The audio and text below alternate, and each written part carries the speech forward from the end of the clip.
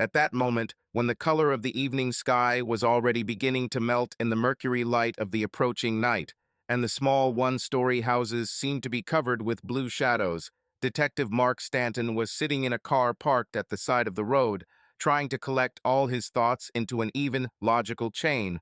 But with every second he realized that the city, which he considered his native and safe home, was breathing with some kind of secret evil oozing from under the asphalt and hiding in crooked alleys behind the dim light of street lamps.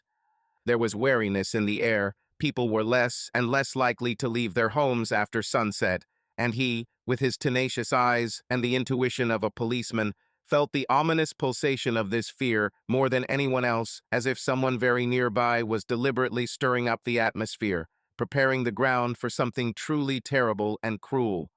An alarming premonition tingled in Mark's chest, warning that not only a new series of mysterious crimes awaited him ahead, but also a dangerous, enveloping whirlpool of betrayal in which the people closest to his heart might have to drown.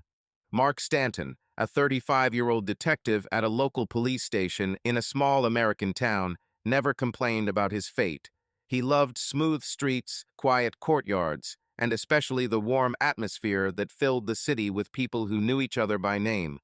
Everything about Mark indicated that he was that good guy: calm disposition, confident gait, polite manners, and, most importantly, genuine dedication to his work. In truth, he understood perfectly well that doing police work here in the provinces was far from the same as serving in a big city with its criminal rampage, but it seemed to him that this calm regularity fit perfectly with his character.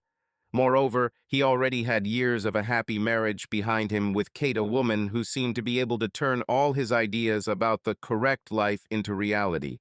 They met by chance at a charity evening organized by the mayor's office. Mark was then still a deputy sheriff, not the most talkative guy, and Kate came with a friend and seemed to be looking for an interlocutor whose views on life were similar to her own. A couple of meetings, direct sympathy, and after a couple of months they exchanged rings in a narrow circle of family and friends. Today Mark smiled with pride, looking at their cozy house with a neat front garden, where he returned after each shift. He loved to start every morning with a kiss from his wife and a cup of freshly brewed coffee, and in the afternoon, if he had a free minute, he looked forward to how they would cuddle on the couch in the evening, discussing how their day went. Even his workmates called this couple a model of family happiness. They never raised their voices at each other, laughed together at their friends' jokes, and had long been accustomed to resolving any issues peacefully and thoroughly. All this created the illusion of a cloudless, measured life in which nothing truly shocking could happen. But Mark, possessing the instincts of an experienced detective, sometimes caught himself with a barely noticeable feeling as if something was in the air ringing, alarming, like a distant siren's signal. And although he tried not to attach much importance to these thoughts, leaving them somewhere in the depths of his consciousness, the premonition reminded of itself in the evenings, when he tried to sleep and could not get rid of the feeling that tension was swirling in this quiet city, ready to burst out at the most unexpected moment. And he couldn't even imagine how profoundly his life would change when personal tragedy and the dark secrets of the town converged at one point, and the detective would have to begin an investigation that would change his entire understanding of himself, his family, and what those close to him were really capable of. From the very morning, Mark Stanton felt that the day had turned out to be unusually restless. Having barely finished his coffee, he received a call from the officer on duty. In Old Charlie's store, on the corner of Main Street and Oakwood Avenue, someone had broken the window during the night and stolen the cash register along with the goods. A seemingly petty crime for this town might seem like something out of the ordinary, because in the quiet here, serious offenses rarely happen. However, the detective was scratching his soul. Strange little things had happened too often lately, which seemed to form an alarming mosaic. Mark parked at the curb under a no parking sign, something he could get away with in a small town, and walked leisurely towards the store. Curious passers-by, who rarely see such scenes, crowded around the display case. The tape with the inscription, "Police do not cross," waved merrily in the morning wind. "Hi, detective," the deputy sheriff, a young boy named Lucas, nodded to him. I didn't even have time to close my eyes, and then this. Charlie almost had a heart attack. Mark looked at the broken glass, the fragments of which were still crunching under his feet, and nodded briefly to Lucas. Is Charlie already inside? I want to know what was missing, except the money. Yes, he is there. Let's bring him to his senses. Although there doesn't seem to be much real damage. But damn, for this town. Lucas spread his hands. Mark walked inside silently. The store had the typical smell of cheap coffee, lemonade bottles, and cut flowers that Charlie brought from neighboring states. Charlie himself, a gray-haired man in a worn plaid shirt, sat behind the counter with his head in his hands. "Charlie, buddy, what's wrong with you?" Mark asked, trying to speak as softly as possible. Yes, everything happened. The old man looked up, full of irritation and fatigue. I come in the morning and hear the display window is in trash. Some of the goods are missing. There is no revenue. You bastards, you understand. The cash register was torn to hell, as if it were not petty robbers, but God knows who. What do you think is strange? The detective looked around the room, trying to catch the details. Yes, everything is strange, Charlie repeated with emphasis. The cash register was old. There was a measly couple of $100 there, and the goods. They took mostly energy drinks, cigarettes, and some alcohol. But I can still understand this. A thief wanders around at night, wants to make money or stock up on goods for nothing. Something else worries me. I keep some documents, and someone also rummaged through them, but didn't take anything. As if they were looking for something specific, but didn't find it. Mark shook his head thoughtfully. This no longer looked like a banal theft for profit. Someone was digging through the papers, which means the robber had his own motive. He probably knew what he was looking for. But what valuables could be stored in Charlie's modest store? Let me take a look.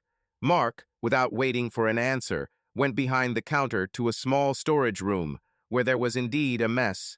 Boxes, documents, and boxes were scattered on the floor. Trampled footprints could be seen here and there. Then, kneeling down, he ran his fingers over the footprints of his shoes.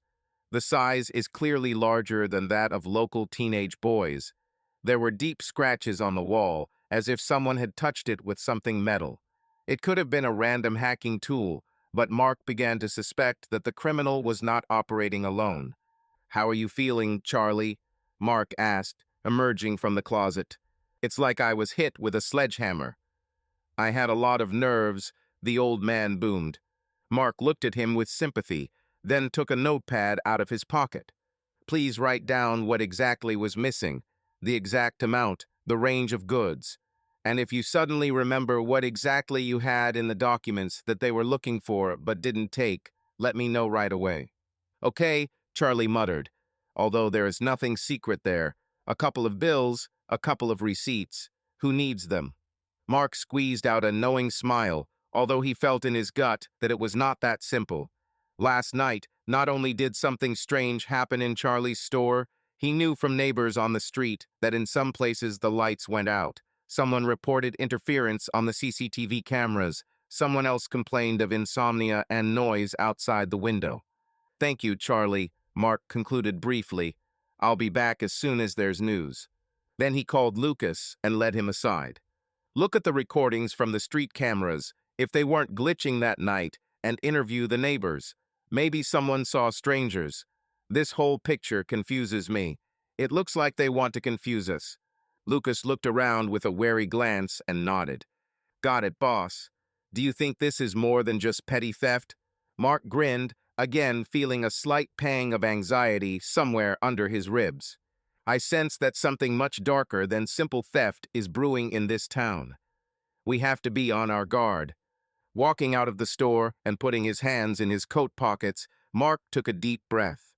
There was tension in the air, the same tension that had been scratching his nerves for a long time. The world around looked familiarly ordinary, but behind this curtain something invisible and dangerous seemed to be lurking. Birds chirped in the trees, cars drove along the streets, people smiled at each other, chatting about the weather and discounts at the supermarket. But the detective could not get rid of the feeling that somewhere nearby this blissful picture was cracking at the seams, and through the cracks fear was seeping into reality. The gray morning began quietly, but by 8 o'clock the police station was in turmoil. Mark Stanton had not yet had time to take off his coat when an excited Lucas looked out from behind the door of the boss's office. "Mark, Charlie is on the line. He says he has urgent news. And Dr. Ryan called, very persistently asking you to come to the hospital. It looks like something serious." First, the doctor, Mark responded briefly. During his entire service, he got used to the fact that if doctors themselves ask for help, then the situation is really out of the ordinary. 20 minutes later, Mark was already walking along the corridors of the local hospital, saturated with the smell of disinfectants and coffee from the machines, which therefore seemed especially bitter. He was taken to the far wing, where the therapeutic department was located. In one of the small rooms, he saw the familiar figure of Dr. Ryan, a thin man with constantly furrowed eyebrows and nervous movements. "Doc, what happened to you?" Mark threw his cloak over his arm, trying not to rattle his keys. "Detective, this is a strange case." Ryan adjusted his glasses and nodded briefly towards the closed door. "The guy arrived at night. He was found unconscious in the park. Name, Harry Brown, 25 years old, works at a gas station just outside the city. I did tests on him and discovered severe anemia. Why anemia? He's on the verge of collapse. Normal people with such a level of hemoglobin, in theory, do not walk the streets themselves, do not work." "And what's the most frightening thing?" Mark asked calmly, although inside he already felt his heart make an uneven jump. "The blood loss does not look natural. On his neck." "Well, it's easier for you to look for yourself." The doctor ran his hand through his hair, trying to stop the trembling in his fingers. "But for God's sake, don't tell the guy anything about our suspicions, okay? He doesn't remember anything anyway." Mark sighed heavily and pushed the door. The room was in darkness, and on the bed lay a young man with unnaturally pale skin. There were dark circles under his eyes. His gaze darted, either from fear or from pain. "Mr. Brown?" "I'm Detective Stanton." Mark introduced himself, trying to speak softly. "I need to ask you a few questions." Harry tried to get up, but immediately groaned and fell back exhausted on the pillow. "Lord, I don't remember anything. I finished my shift, left the gas station, and everything was in a fog." "Relax," Mark nodded. "Try to collect your thoughts. Maybe you remember at least some details. Were there people nearby, cars, noise?" Harry frowned, trying to remember something. "When I was walking along the path along the park, it seemed to me that someone was standing in the bushes. I even called out and asked, 'Hey, do you need help? Everything is fine.' And then, it was as if someone suddenly grabbed me from behind. I felt pain in my neck, and then that was it. Failure." Hearing this description, Mark felt a chill run down his spine, although he tried not to show emotion. "Fine. Can you describe what the attacker looked like? Height, clothing, perhaps a smell or sound?" "No." Harry closed his eyes. "It all happened too quickly, and it was already dark." "Understood. Rest for now," the detective said. "If you remember something, immediately tell the doctor. He will tell us." Nodding to Harry, Mark walked out of the room into the corridor where Dr. Ryan was patiently waiting for him. He motioned for the detective to go to the staff room, where strangers were usually not allowed.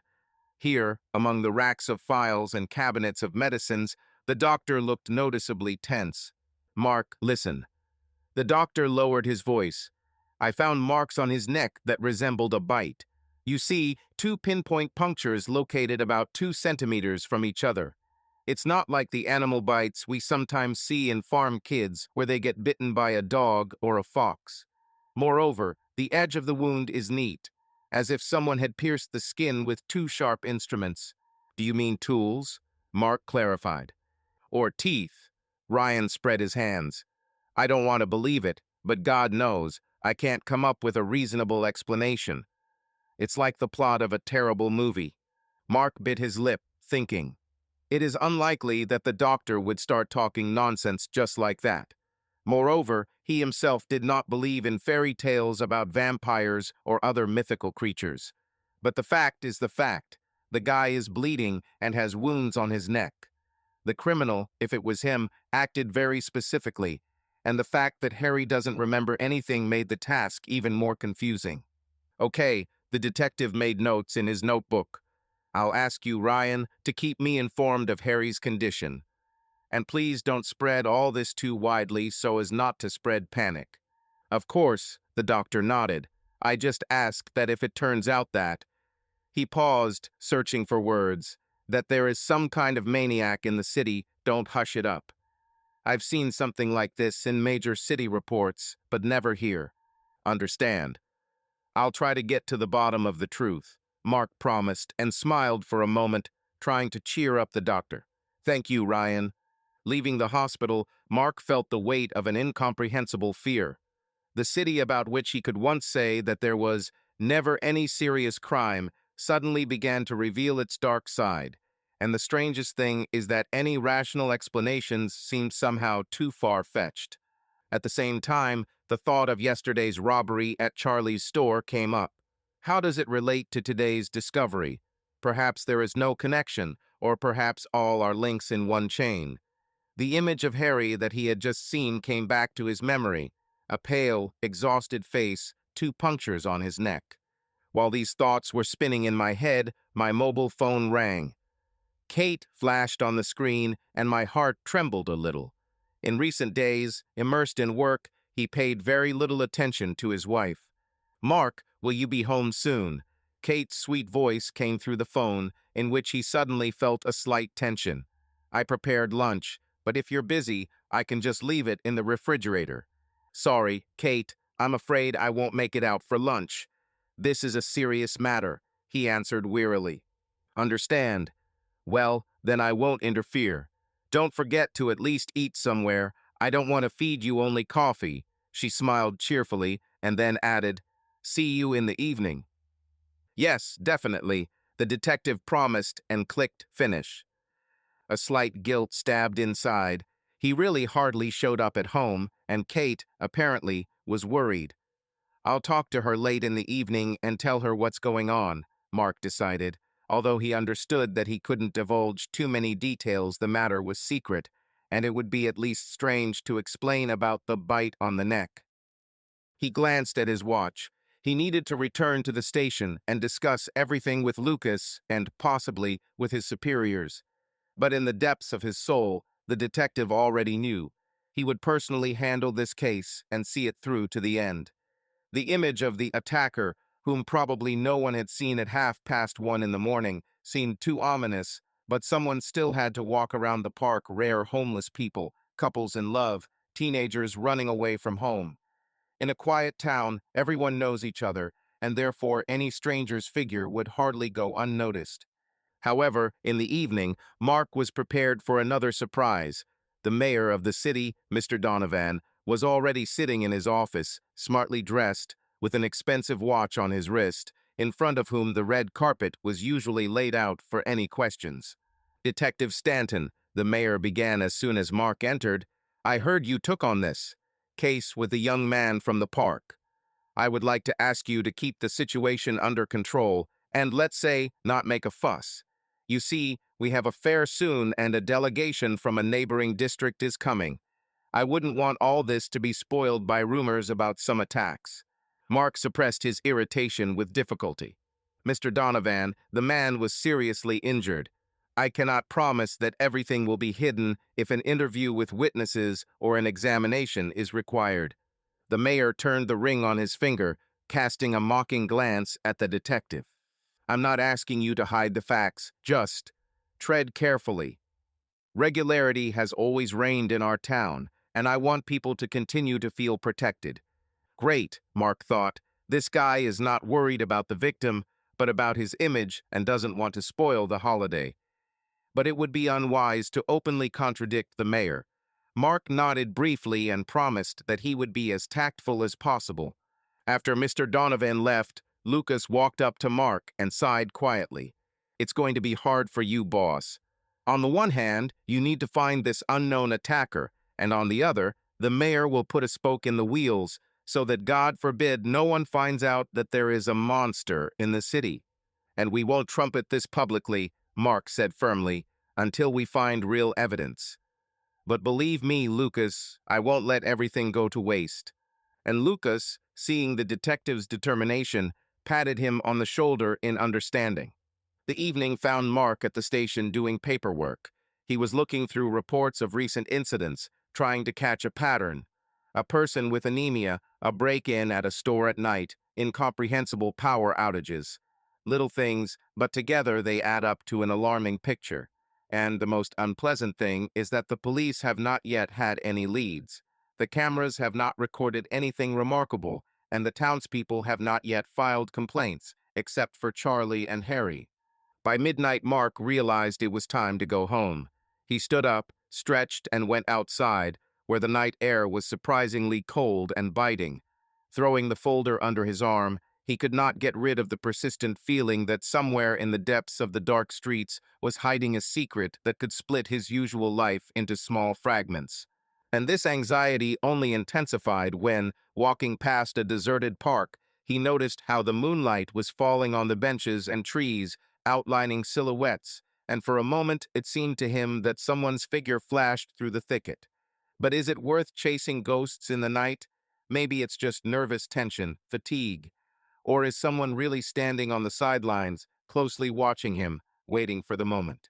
Mark grinned at his thoughts and got into the car, but as he started the engine, he couldn't resist looking in the rearview mirror. Behind me is the same park, circles of lanterns, trembling in the faint light. No one. Silence. Only the wind shakes the branches of the trees and the distant howl of an ambulance siren. It's time to go home, he thought. But tomorrow I will, by all means, shed light on what is happening. To hell with all these mayoral quirks and panic. It's not that simple here. By evening, the town was covered in a sticky veil of anxiety. Streets that usually come alive after sunset as families return from work and young people flock to eateries and movie theaters now look deserted. People seemed to be sitting at home, afraid to go out again, especially after Harry Brown was found practically bleeding in the park. Rumors about a night maniac or monster spread faster than the police had time to refute or at least somehow comment on what was happening. Mark Stanton, like a madman, rushed between the site, the hospital, and the sites of possible attacks. He was so tired that he sometimes forgot about eating and sleeping and only appeared at home late at night, when Kate was already falling asleep or pretending to be asleep. A deep guilt was brewing in his soul. He understood that he was paying almost no attention to his wife, but every time he found an excuse for himself, repeating that, a little more, and he will take his family seriously. However, a little more stretched out over long days. One got the impression that the detective literally lives in his office during breaks going to the scene of the next incident. Over the past week, at least 5 complaints have been received from townspeople. Someone saw a vague silhouette, someone heard footsteps behind them, and one man claimed that he was being chased by a figure in a long cloak. But the strangest thing is that there are no sensible clues. Recordings from outdoor surveillance cameras invariably turned out to be spoiled by interference or simply empty footage. A gust of wind, shreds of shadow in the corner of the frame, and then nothing. It was as if, a few minutes before the attack, someone had jammed all electronic devices nearby. It's crazy, Lucas muttered, looking at another recording from a street camera. This square of black screen is repeated every time between 2 and 3 o'clock in the morning. The equipment is absolutely in working order. I checked it myself today. Mark, resting his palms on the table, looked at the monitors as if he was trying to look into the very essence of this darkness. It looks like whoever is attacking knows very well where the cameras are, he finally responded. But damn, this is no ordinary robber. Why would he jam electronics or break them? And why do the victims have such severe anemia? Lucas, staring at the monitor, quietly exhaled. Maybe he has an accomplice inside, or he paused and cleared his throat. Sorry, boss, but people are talking like it's a vampire. Well, you know, the legends. Bites the neck, sucks blood, is not reflected on the cameras or interferes with them. Mark grinned skeptically, although Lucas' words involuntarily touched something in the depths of his mind. Vampire, huh? More like a maniac, clearly well prepared. But we must find him before it's too late. A rustle in the corridor distracted them. Kate appeared on the threshold of the office, looking noticeably disappointed. She entered carefully and looked around. "Mark, how long is it possible?" "I don't know how to reach you anymore," she spoke quietly, trying to control herself, but fatigue was visible in her eyes. "For the third evening in a row, I'm sitting at home alone. Would you like to at least have dinner with me?" The detective, feeling a sudden pang of conscience, glanced at his watch. The time was approaching 8 in the evening. "Kate, I'm sorry. I know I've been busy all day, but we've had a serious string of attacks. There is no evidence yet. The cameras are breaking. Let me finish, and let's see." She pursed her lips into a thin line, not saying that she knew this answer by heart. "He says this almost every evening." "Okay, I just wanted to spend time with you," Kate complained. "But if work is more important, I'll go home alone." With these words, she turned around and left, leaving a painful silence in the office. Lucas rubbed the back of his head awkwardly. "Listen, boss, maybe you should really go home for an hour. Have dinner, talk. I'll rummage through these films for now." Mark closed his eyes, pinching the bridge of his nose. He understood that their family life was beginning to come apart at the seams, but he simply could not give up the investigation when God knew what was going on in the city. "Thank you, Lucas. I'll finish something and go. Kate won't go anywhere until tomorrow, I hope." He wanted to believe that his wife would understand, but in the depths of my soul, anxiety was already brewing that everything could be much more complicated. That same night, closer to 2 o'clock, patrol officers reported a new alarm. A woman returning from a night shift at a cafe reported an attack near an alley behind a supermarket. Mark rushed out of the house, barely having time to nod to his wife as a sign of apology, and her look, full of disappointment, seemed to burn him in the back. When he arrived at the scene, there was a strong smell of ozone in the air, as if there had been a short circuit. The street lamp flickered, filling the alley with cold light. A young waitress with disheveled hair sat on the ground against the wall, her breathing ragged. Reddish spots were visible on the neck. Crying, the girl repeated, "I didn't see anything. He was so fast, like a shadow." Mark sat down next to him, trying to speak as softly as possible. "Calm down, ma'am. Try to remember at least the details. Was it a man, a woman? It's dark. You can't make out anything." She sobbed, wiping her tears. "I just felt someone grab me by the shoulder. Something dug into my skin. And then I fell to the ground. It seemed to me that everything was spinning around me, and I lost consciousness." "Do you remember how you were discovered?" Mark asked.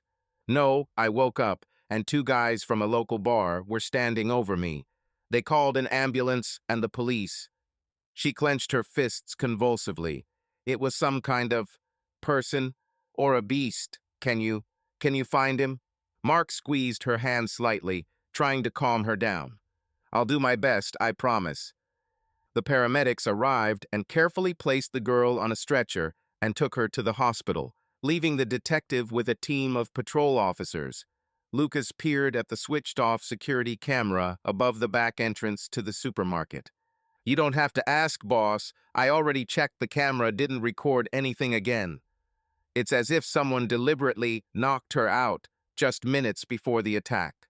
"We have 0 on our hands again," Mark muttered quietly. "0 clues, 0 witnesses, only omissions and a terrible aura of fear."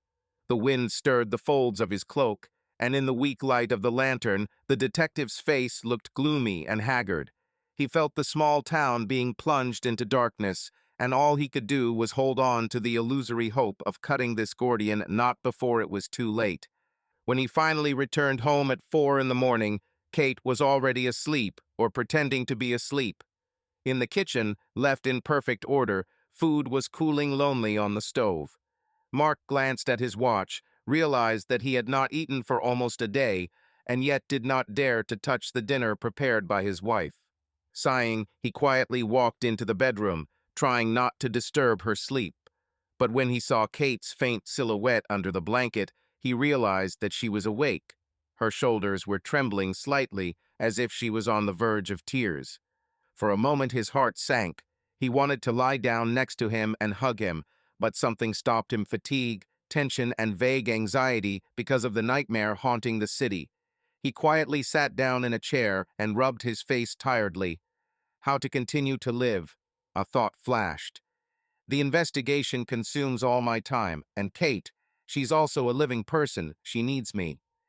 And yet he did not take the first step, did not say a word to her.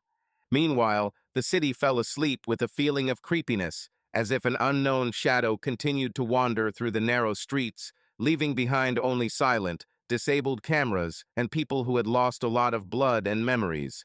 And Mark realized more and more clearly, one who attacks at night does not act like an ordinary killer. The speed, the precision, this strange ability to disable or disable electronics, everything spoke of something supernatural, or at least very carefully thought out. But it can't be a vampire, can it? There are no such creatures in our world. His rational mind stubbornly rejected mysticism. However, with each night, with each new attack, it became more and more difficult for the detective to remain faithful only to logic and evidence. After all, he did not have any irrefutable evidence, but the number of strange coincidences became more and more numerous. Mark closed his eyes, leaning his head against the soft back of the chair in which he was to while away the rest of the night. Tomorrow he will follow the trail again, interview witnesses again, check footage from cameras that disappeared before the attack, and meet with the victims in the hospital. That evening, when the entire city seemed to be in nervous anticipation of more news about the night's attacks, Kate Stanton sat at a table in a darkened bar on the outskirts. This place was famous for the fact that decent people rarely came here, and visiting truckers came mainly to eat or find dubious entertainment. Therefore, no one paid much attention to the slender blonde in an elegant raincoat, with impeccably styled hair. She looked like a stranger in such an establishment, but judging by her appearance, she didn't care. Or maybe she was just good at hiding her true feelings. Kate tapped her nails nervously on the counter. Mark, a faithful husband, kind and reliable, has been doing nothing but disappearing into the police station lately, torn between a series of mysterious crimes and his own desire to keep everything under control. And she gradually realized that the role of the model cop's wife no longer brought joy. I wanted something different: adrenaline, risk, and most importantly, money. Noisily opening the bar door, a tall, dark-haired man in a leather jacket walked in and, glancing around the half-empty hall, headed straight towards her. Brad Jackson. He grinned when he saw her tense pose and sat down next to her at the table. "Did you miss me, Princess? I suppose you wouldn't mind meeting in a secluded place either," Kate snapped, giving him a sly look. "I'm tired of all this pretending at home. Mark is at work all day long. I don't know what to do with myself anymore." Brad leaned forward as if he was going to kiss her, but Kate smiled thinly and pulled away. She knew that there was no need for too much tenderness here. After all, they had come for a specific conversation. "Listen, baby, do you know how much money your husband has?" Brad asked, lowering his voice, while his eyes burned with a greedy fire. "He's a cop. He should have insurance, savings, plus your house.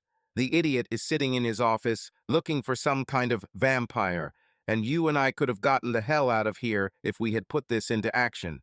"It's not that simple," Kate snapped. "Yes, I've been looking at his papers for a long time. There are a couple of bills there, and quite hefty ones at that. But this money is mostly frozen. He stubbornly saves for our ideal house by the lake or something like that. Withdrawing a large amount will immediately alarm the bank." She took a sip from her glass of whiskey, and for a moment there was a flash of disgust in her eyes. The drink was stronger than she expected, and she could barely contain her irritation at the realization of how deeply she was stuck in this lie. On the other hand, the thrill of risk, the danger of getting caught, and the opportunity to gain significant capital fueled her determination. "Then we need a diagram," Brad said, sliding his hand over her palm.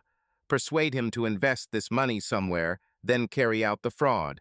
Or wait until it accidentally disappears." "Will it accidentally disappear?"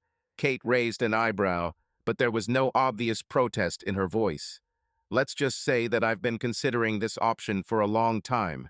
I'm tired of being a cop's wife, seemingly idolized, but at the same time buried alive in this boredom. He is exhausted in the evenings, and lately he has been looking at me like a second shadow. At best, he will ask, "How was your day?" And at worst, he will simply collapse on the bed. I need another life, Brad. A life where I can afford whatever I want. And I can give it to you, he said hoarsely. But first, let's deal with your valiant defender. He would rather get to the bottom of his next dead-end piece of evidence so that we could do everything with the money. The faster, the better. Kate doubted for a moment whether this was all too radical, but mentally remembered all the grievances that had accumulated in her over the years. She's tired of being a minor character, either dinner parties with colleagues' wives or long, lonely evenings watching TV. And now this crazy vampire incident. Mark has completely withdrawn into himself, forgetting that he not only has a job, but also a wife in whom feelings are also seething. I've already prepared some papers, she said, leaning forward and showering Brad with the scent of expensive perfume. I have access to his personal account on my laptop. If possible, I will arrange for him to transfer the funds to the investment account himself, and then he will go missing. You carried out your dark scheme in that state, remember? Hey, be quiet, Brad hissed, looking around. Even though people here don't hear much, it's not worth the risk. Yes, I have a couple of contacts who can cash out the amount if necessary. The main thing is to be on the safe side so that the police don't get caught up in you. Kate grinned, looking at him meaningfully. You remember that his friends are all policemen. But I'm ready to do anything to escape from this city. While Mark is busy with his investigation, I will proceed with caution. But if he begins to suspect something, he will have to speed up. They exchanged knowing glances. On the one hand, passion, mutual attraction, adrenaline of a secret romance. On the other hand, there is a cold calculation, fueled by the desire for money and freedom. For Brad, profit remained the main motive. For Kate, it was the opportunity to finally escape the trap of provincial life and the status of quiet Mrs. Stanton. Brad then gently covered her hand with his. I'm sure we can pull it off. The main thing is to take your time and act smart. Let Mark chase his night ghosts, and in the meantime, we will make the most of life. In response, Kate only chuckled quietly, thinking that fate seemed to have thrown her to the brink of good and evil. But she had long ago learned to suppress the painful pangs of conscience, because Brad's thirst for change and money seemed more tempting to her than any remorse. And yet, sitting next to him in this half-abandoned bar, she could not completely suppress the inner trembling either from the premonition of her future liberation or from what a dark game she was getting involved in. Almost an hour passed, and they decided to leave separately to avoid suspicion. Before leaving, Kate took a quick look in the mirror hanging opposite the bar. She still had a perfect smile on her face, but her eyes betrayed concern. No one in the city suspected this side of her. Even Mark himself, who once was everything to her. Support, love, protector. But now he had become just an obstacle on the way to what she wanted, and she no longer saw any other outcome other than to move further along a dangerous, deceitful path with Brad. As Kate stepped out into the cool night air, she couldn't help but think about the nighttime attacks, about the mysterious criminal Mark was looking for. She should have been afraid, but instead she felt a strange euphoria as if everything that was happening had become part of an exciting performance where she herself had chosen the role of the insidious puppeteer. Mark Stanton, like many in this city, could no longer remember the last time he slept peacefully. Just a week ago, it seemed that everything would be limited to strange cases of anemia and small bites, but now the situation has sharply worsened. Early in the morning, he was informed about a new victim, this time not just bitten and bleeding, but dead. He sat in his office, looking at a fresh folder with case materials. Murder. The body was found in an alley behind the community college, where even students rarely went. Local tramps avoided this place, and therefore the body was found only at dawn. A random passer-by took a shortcut and came across a terrible picture. The alley was filled with the pale light of a lantern, lying on its side and continuing to flicker. A man lay motionless near the wall, with the bloody bite mark Stanton was already familiar with on his neck. But this time, everything looked much worse, because the victim did not survive. Mark turned his gaze from the report to the deputy sheriff, Lucas, who stood at the table, confusedly fingering his baseball cap in his hands. "So what do we have?" the detective asked, rubbing his temples. The victim's name was Brian Smith. He was 30. No special features, just an ordinary guy, worked for a freight company. Lived alone, relatives in a neighboring state.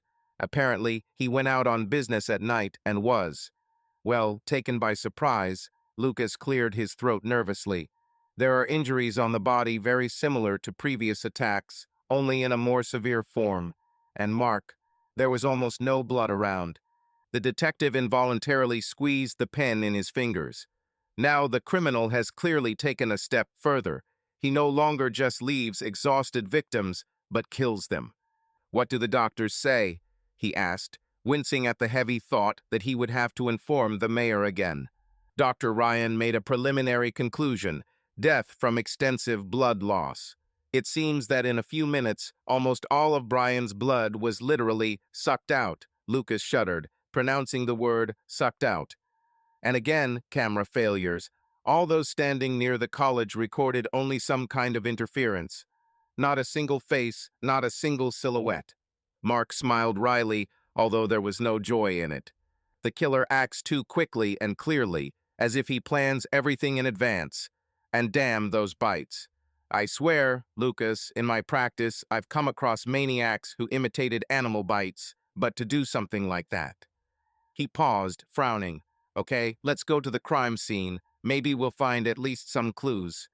At the scene of the incident, despite the morning hour, there were already crowds of curious townspeople and a couple of journalists from the local newspaper. The street was fenced off with tape, and the police tried to keep strangers away. Mark, with a sour expression on his face, pushed through the noisy crowd. Noticing Mayor Donovan animatedly discussing something with the chief of police, he realized that he could not avoid the conversation. "Detective Stanton." The mayor called out loudly to him, seeing Mark.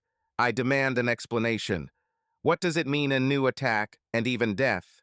You promised not to allow any fuss, but now it turns out that people are killing in our city in broad daylight."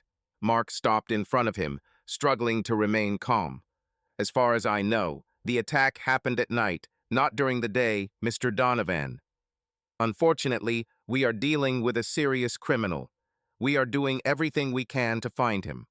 "Well," the mayor raised his eyebrow mockingly, "I only see that people are panicking. Complaints are pouring in. They talk about vampires and monsters. This needs to stop. In a week, a commission from a neighboring district will come to us to open a tourist route, and I am not going to let the city down. Do you understand me?" Stanton clenched his teeth, suppressing his irritation. Of course, for the mayor, all these attacks are just a source of negative PR. But now, when the case first crossed the line of strange bites and brought the first death, it was impossible to leave everything unpunished. "Understand. But preventing a crime that we really know nothing about is quite difficult," he answered quietly but firmly, trying not to piss off the mayor even more. "We'll double our patrols. We will involve neighboring districts if necessary." The mayor was about to continue his lecture, but the police chief, seeing the tension, hastened to intervene and take Donovan aside. Mark took the moment to move towards Lucas, who was photographing the ill-fated alley. Looking around the area, the detective noted strange scratches on the wall, as if someone had scratched it in a rage with sharp objects or fingernails. "Well, is there anything?" he asked. Lucas sighed. "Not too much. These scratches are of unknown nature. There are no traces of shoes. It looks like they were washed out by rain. Locals saw the guy leaving a bar on a nearby street, but no one knows what happened next." The cameras turned off again just before the attack. Mark closed his eyes for a moment, trying to imagine how it all happened. Brian, a little tipsy, was walking home, and then in the alley there was a quick collision with an attacker. And again the cameras go silent. as if this killer has some kind of unnatural sense or ability to turn off electronics when he needs it. "This is hardly a simple maniac," flashed through his head, but he didn't say anything out loud. While watching a team of forensic scientists, the detective suddenly heard a passerby emotionally discussing with a friend. "Can you imagine? He was found without a drop of blood. They say this is a real vampire." And although Mark tried with all his might to cling to common sense, these gossips of the townspeople worried him too. People no longer just joked about the vampire, but began to take it seriously. Everyday panic overwhelmed the city more and more. In the evenings, the streets were empty, lights were turned off in houses earlier than usual, local cafes and bars were losing customers, no one wanted to take risks. Mark, along with his colleagues, tried to reassure the people, assuring that the police are already close to a solution, but everyone understood that they were treading in the dark. Creepy rumors complemented the general anxiety. Some claimed that they saw a black figure chasing passers-by, others that they heard a heartbreaking female scream on the outskirts of the house in the middle of the night, and still others that blood samples of the victim were missing from the morgue, although there was no evidence of this. And of course, everyone deep down was afraid of being the next victim. For Mark, these days have become a complete nightmare without sleep. He disappeared from morning until late at night, forgetting about food, forgetting to call his wife, forgetting about basic rest. Too many questions, too few answers.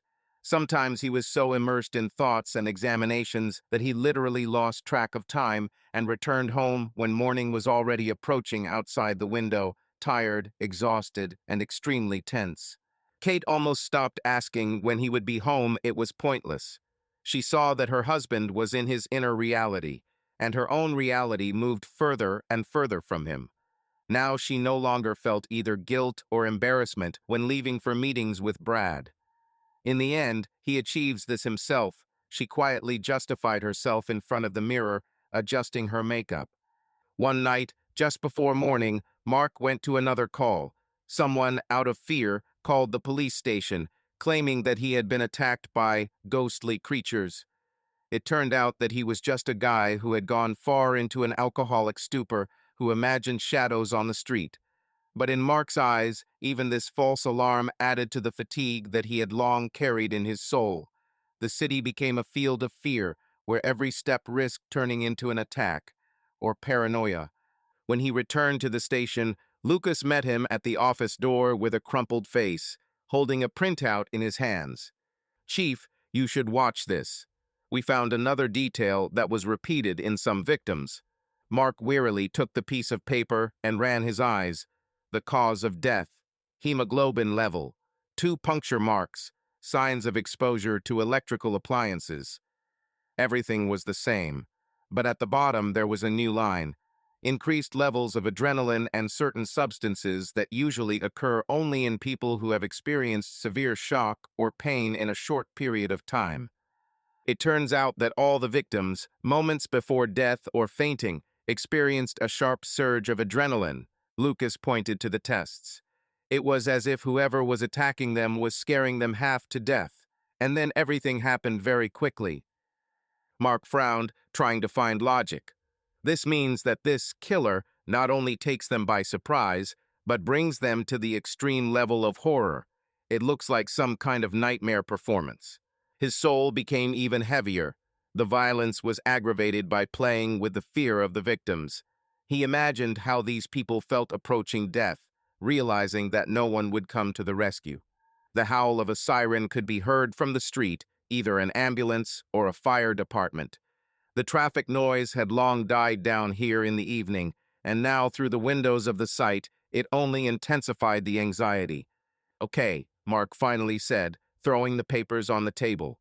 "From now on, we are setting up 24-hour patrols in the most dangerous places.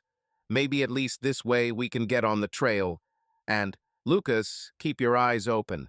I have a feeling that this someone is not acting at all like an ordinary person."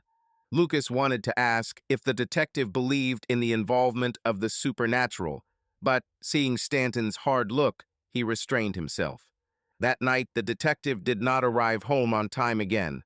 The city slept, trembling under thin blankets of fear, and somewhere in the alleys and parks a mysterious force could be hiding, leaving behind the dead.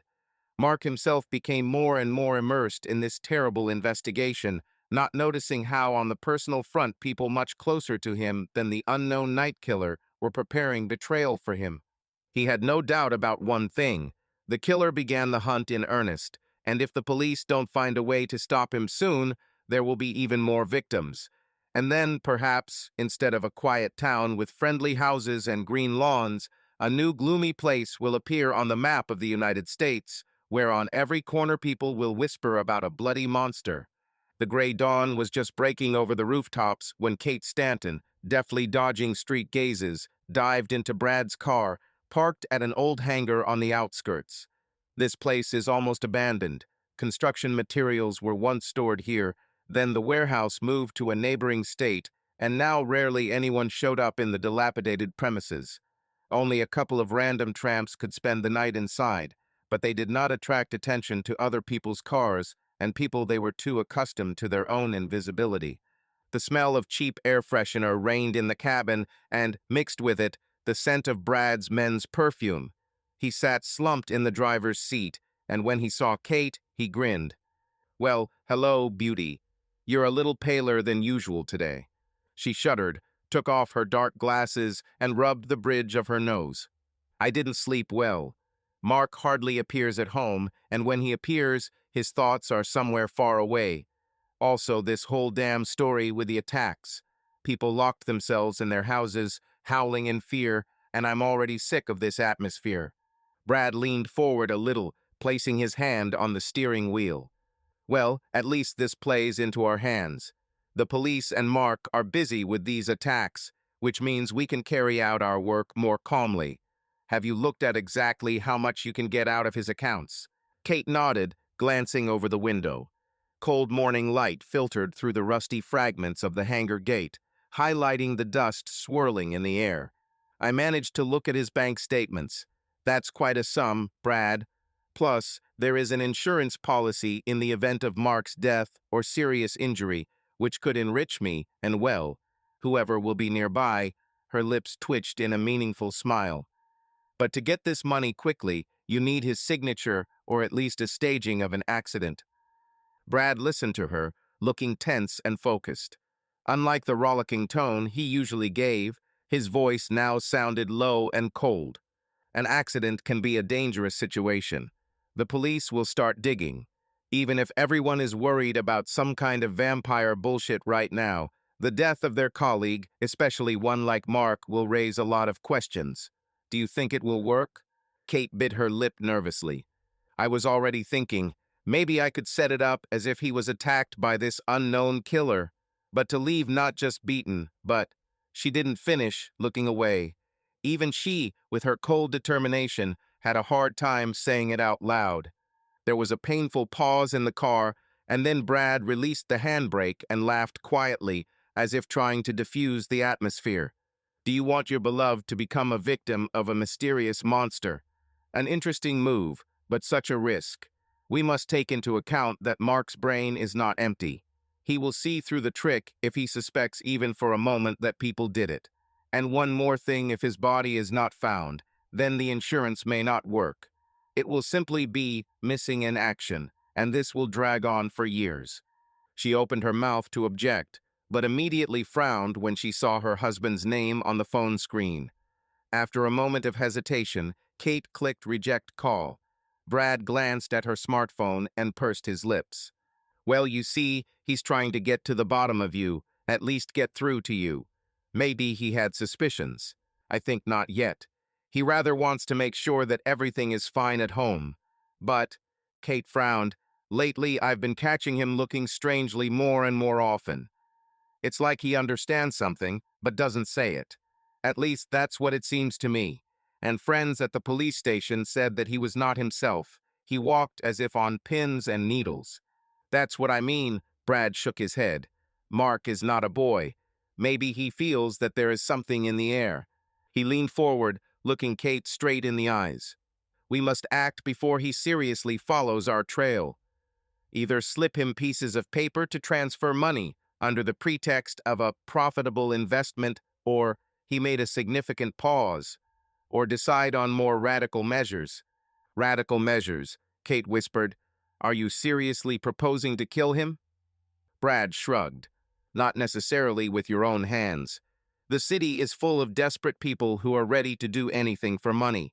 Or you can take advantage of the current panic around murders. All this mysticism with the vampire can play into our hands. The police now have no time to sort it out if they find another bloodless body.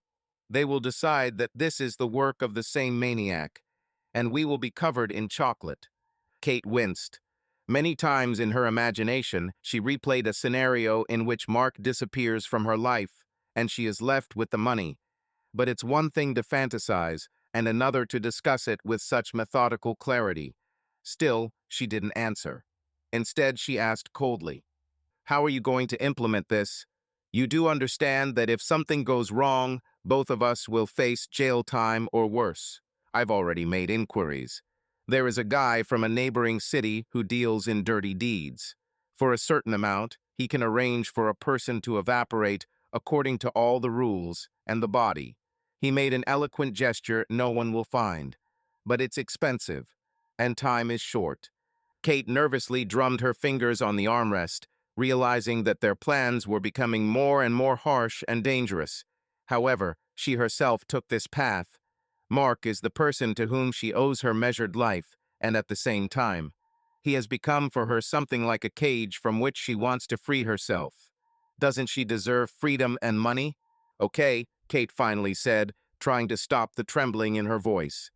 But no sudden steps yet. I will prepare the ground, check the documents, and find out exactly how much can be transferred to the investment account. If everything goes smoothly, we will register it in my name or in a fictitious company that you create. And if Mark goes against it, then we'll choose Plan B. They exchanged knowing glances. The heavy silence in the cabin seemed like a seal on their unspoken agreement. Kate herself was amazed at her cold determination, but remembering the months of loneliness and neglect from her husband about his constant absences, she felt a strong desire to reach the end. Brad nodded curtly. Great. Then let's not waste time. Now I'll take you back to the center so that no one notices our long absence. Kate was about to answer, but then her gaze fell on the side mirror of the car, and she seemed petrified. Behind, barely visible from behind the rusty gate, a dark figure loomed. As soon as she caught the outline of a man, the silhouette slid behind an abandoned barrel and disappeared. Brad, she whispered in fear, there's someone there. He quickly looked around, but was too late. He couldn't see anyone. Only the wind blew the plastic bag along the ground. Maybe you imagined it, he frowned. Kate pulled herself together. Maybe, probably nerves. This is all too stressful. In fact, she felt how cold everything inside was. A wild thought flashed. What if it was Mark? But this seemed incredible. He usually disappeared at the station or rushed through the streets with officers. And yet the shadow that slipped past the hangar gave her a sticky feeling of anxiety.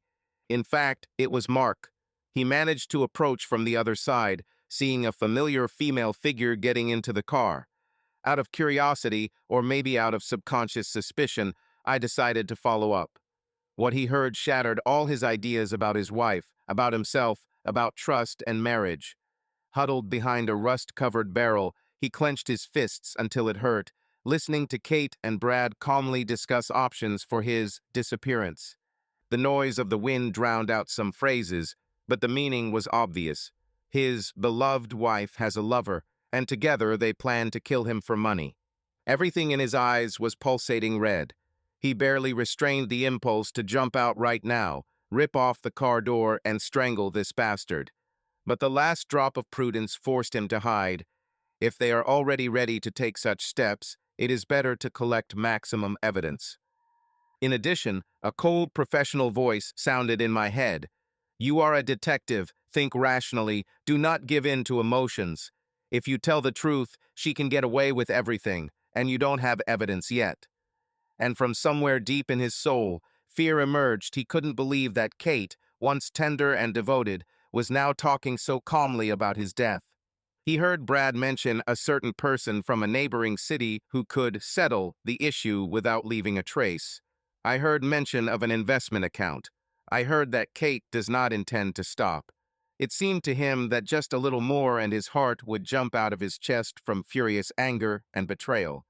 When the car's wheels crunched on the gravel and the headlights flashed on the walls of the hangar, Mark carefully climbed out of the shelter. The face was bloodless, and the lips were compressed into a hard line. Thoughts raced. Should we arrest them immediately? But on what basis? We need evidence. Evidence of an overheard conversation will not be enough in court. Besides, they will do anything to denigrate me or even bring the plan to completion. The car disappeared around the bend, and Mark remained standing in the dim light of dawn, unable to get over the shock. His wife is with someone else, and they plan to kill him for money. A hellish mixture of jealousy, hatred, and resentment filled his soul. But he knew direct confrontation is not an option now. He's too vulnerable and too furious. It's better to play smarter, pretend that you don't know anything, and at the same time observe, record, and wait for the right moment. So you want to play on your nerves? He whispered, clenching his fists until his knuckles turned white. Okay, Kate, Brad, you'll regret contacting me. Upon returning to the car, he sat for a long time, staring into space, until the morning sun rose higher, painting the horizon in orange and pink tones. There is no trace left of the former good-natured Mark, who considered his family life, albeit a little boring, but ideal. Now he had to lead a double hunt, a mysterious killer terrorizing the city, and two traitors planning to take his life. But if with the monster everything was shrouded in darkness and mysticism, then with Kate and Brad everything is obvious. They are people of flesh and blood who risk greatly regretting that they underestimated his professionalism and determination. And in some ways, this will be an even more personal and dark revenge than the whole story of bites and murders in the city. Mark was driving along a dark, deserted highway when, as if torn from a nightmare, his car found itself in the center of a rigged accident. In an instant, everything changed. A sharp squeal of tires, a loud impact of metal, screams that dissolved in the roar of the collision. He felt his body flying through the air, and then darkness. When consciousness began to return, Mark found himself in a strange, dimly lit room, unlike any of the city interiors he was familiar with. His head was throbbing from the blow, and his body was exhausted, as if after a long, painful sleep. Sitting down on an old, shabby chair in the corner of the room, he tried to recall the memories of what had happened, but there was emptiness in his memory. Only after a few moments did his gaze catch on a figure sitting nearby. It was a girl, a stranger, whose beauty was both attractive and disturbing. Her blonde, almost shining hair fell freely over her shoulders, and her cold, marble-like skin reflected the dim light of the lamp hanging above them. Something unnatural flashed in her eyes, a deep, mysterious darkness from which Mark's heart involuntarily sank. "You're awake," she said softly, without taking her eyes off his face. Her voice was quiet and calm, but there was a note of something ancient and unknown in it. Mark tried to raise his hand to touch hers, as if seeking confirmation that he was truly alive. But pain and slight numbness prevented him from fully comprehending what was happening. He said with difficulty, "Who? Who are you? Where am I?" The girl leaned slightly closer, her gaze penetrating through him, as if reading his every thought. She took a small breath, and her lips curved into a slight smile, almost mocking, but not without compassion. "My name is Elena. I can say that fate brought us together at this very moment when you were on the verge between life and death." Her words sounded mysterious, as if from the depths of centuries. Mark tried to comprehend what he had heard. Flashes of the past Kate and Brad's evil plot. The attack he had mounted to eliminate him flashed through his mind, making his heart race, but he couldn't believe they were responsible for what had happened. Suddenly, his memory flashed through the scene.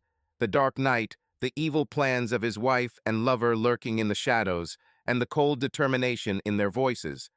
But it was at that decisive moment that something happened, as if an unknown force intervened in the course of events. And now, as he lay in this strange place, with Elena next to him, Mark felt like the fragments of his old life were melting into the cold stream of the new reality. I don't know how this happened, he continued, trying to gather strength. But why am I alive?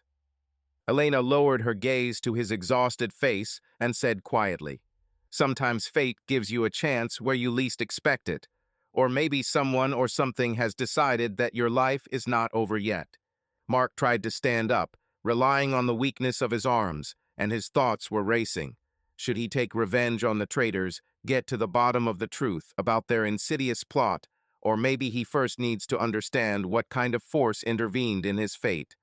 There was no answer, only a deep, tormenting emptiness and an uncertain feeling that now everything had changed forever.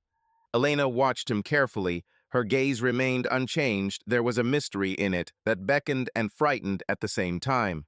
She slowly rose from her chair and came closer to help Mark, but her movements were too smooth, almost inhuman.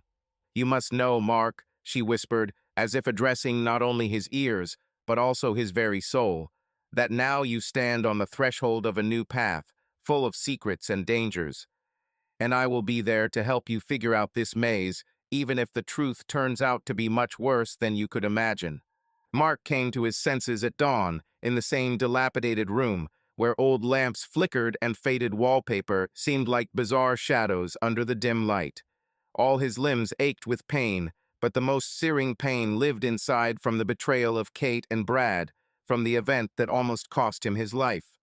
But Elena, silent but caring in her own way, did not leave him a single step. All night she sat next to him on a low chair, as if guarding his sleep. He opened his eyes slightly and met her gaze, strangely piercing, slightly wary, as if she was afraid that he would start asking too many questions. And yet Mark could not hold back for long. Memories of the attack surfaced one after another, mixed with a furious desire to find out what exactly happened. "Elena," he said hoarsely, trying not to wince in pain. "How? How did I survive? The last thing I remember is an impact, the squeal of tires, and then darkness. I thought I wouldn't wake up." She bowed her head, her long hair falling in a light wave over her face. The lips trembled in a barely noticeable smile, either sympathetic or mysterious. "I saved you. But how?" Mark ran his hand over his chest, feeling the dried blood on his shirt. It would seem that the injuries received would have been enough to send him to the next world. "I saw the headlights, heard the metal breaking. I don't understand." Elena looked away for a second, as if choosing her words. "I did what I had to do to keep you alive. Don't ask for details, it's better for you not to know yet. Just believe me, I had my reasons." Mark squeezed his temples, trying to relieve the tension. My head was buzzing with guesses. Perhaps she happened to be nearby by chance. Maybe she called an ambulance. But he was here, not in the hospital. Wouldn't the ambulance have taken him to the emergency room to be monitored by doctors? And then, why did he come to his senses so quickly? Just a day ago, his life hung by a thread. However, the feeling of some kind of superhuman power emanating from Elena silenced her. There was an unsettling but strangely calming aura around her, as if she could soothe the pain with just her presence. "Okay, I understand that you are not going to reveal all the details," he managed, looking around. The room resembled an old warehouse or attic in an abandoned house. Cracked floors, the smell of dampness and dust. "Where are we?" Elena shrugged. "This is one of those places where few people visit. I live here from time to time.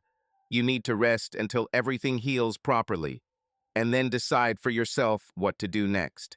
Mark nodded doubtfully.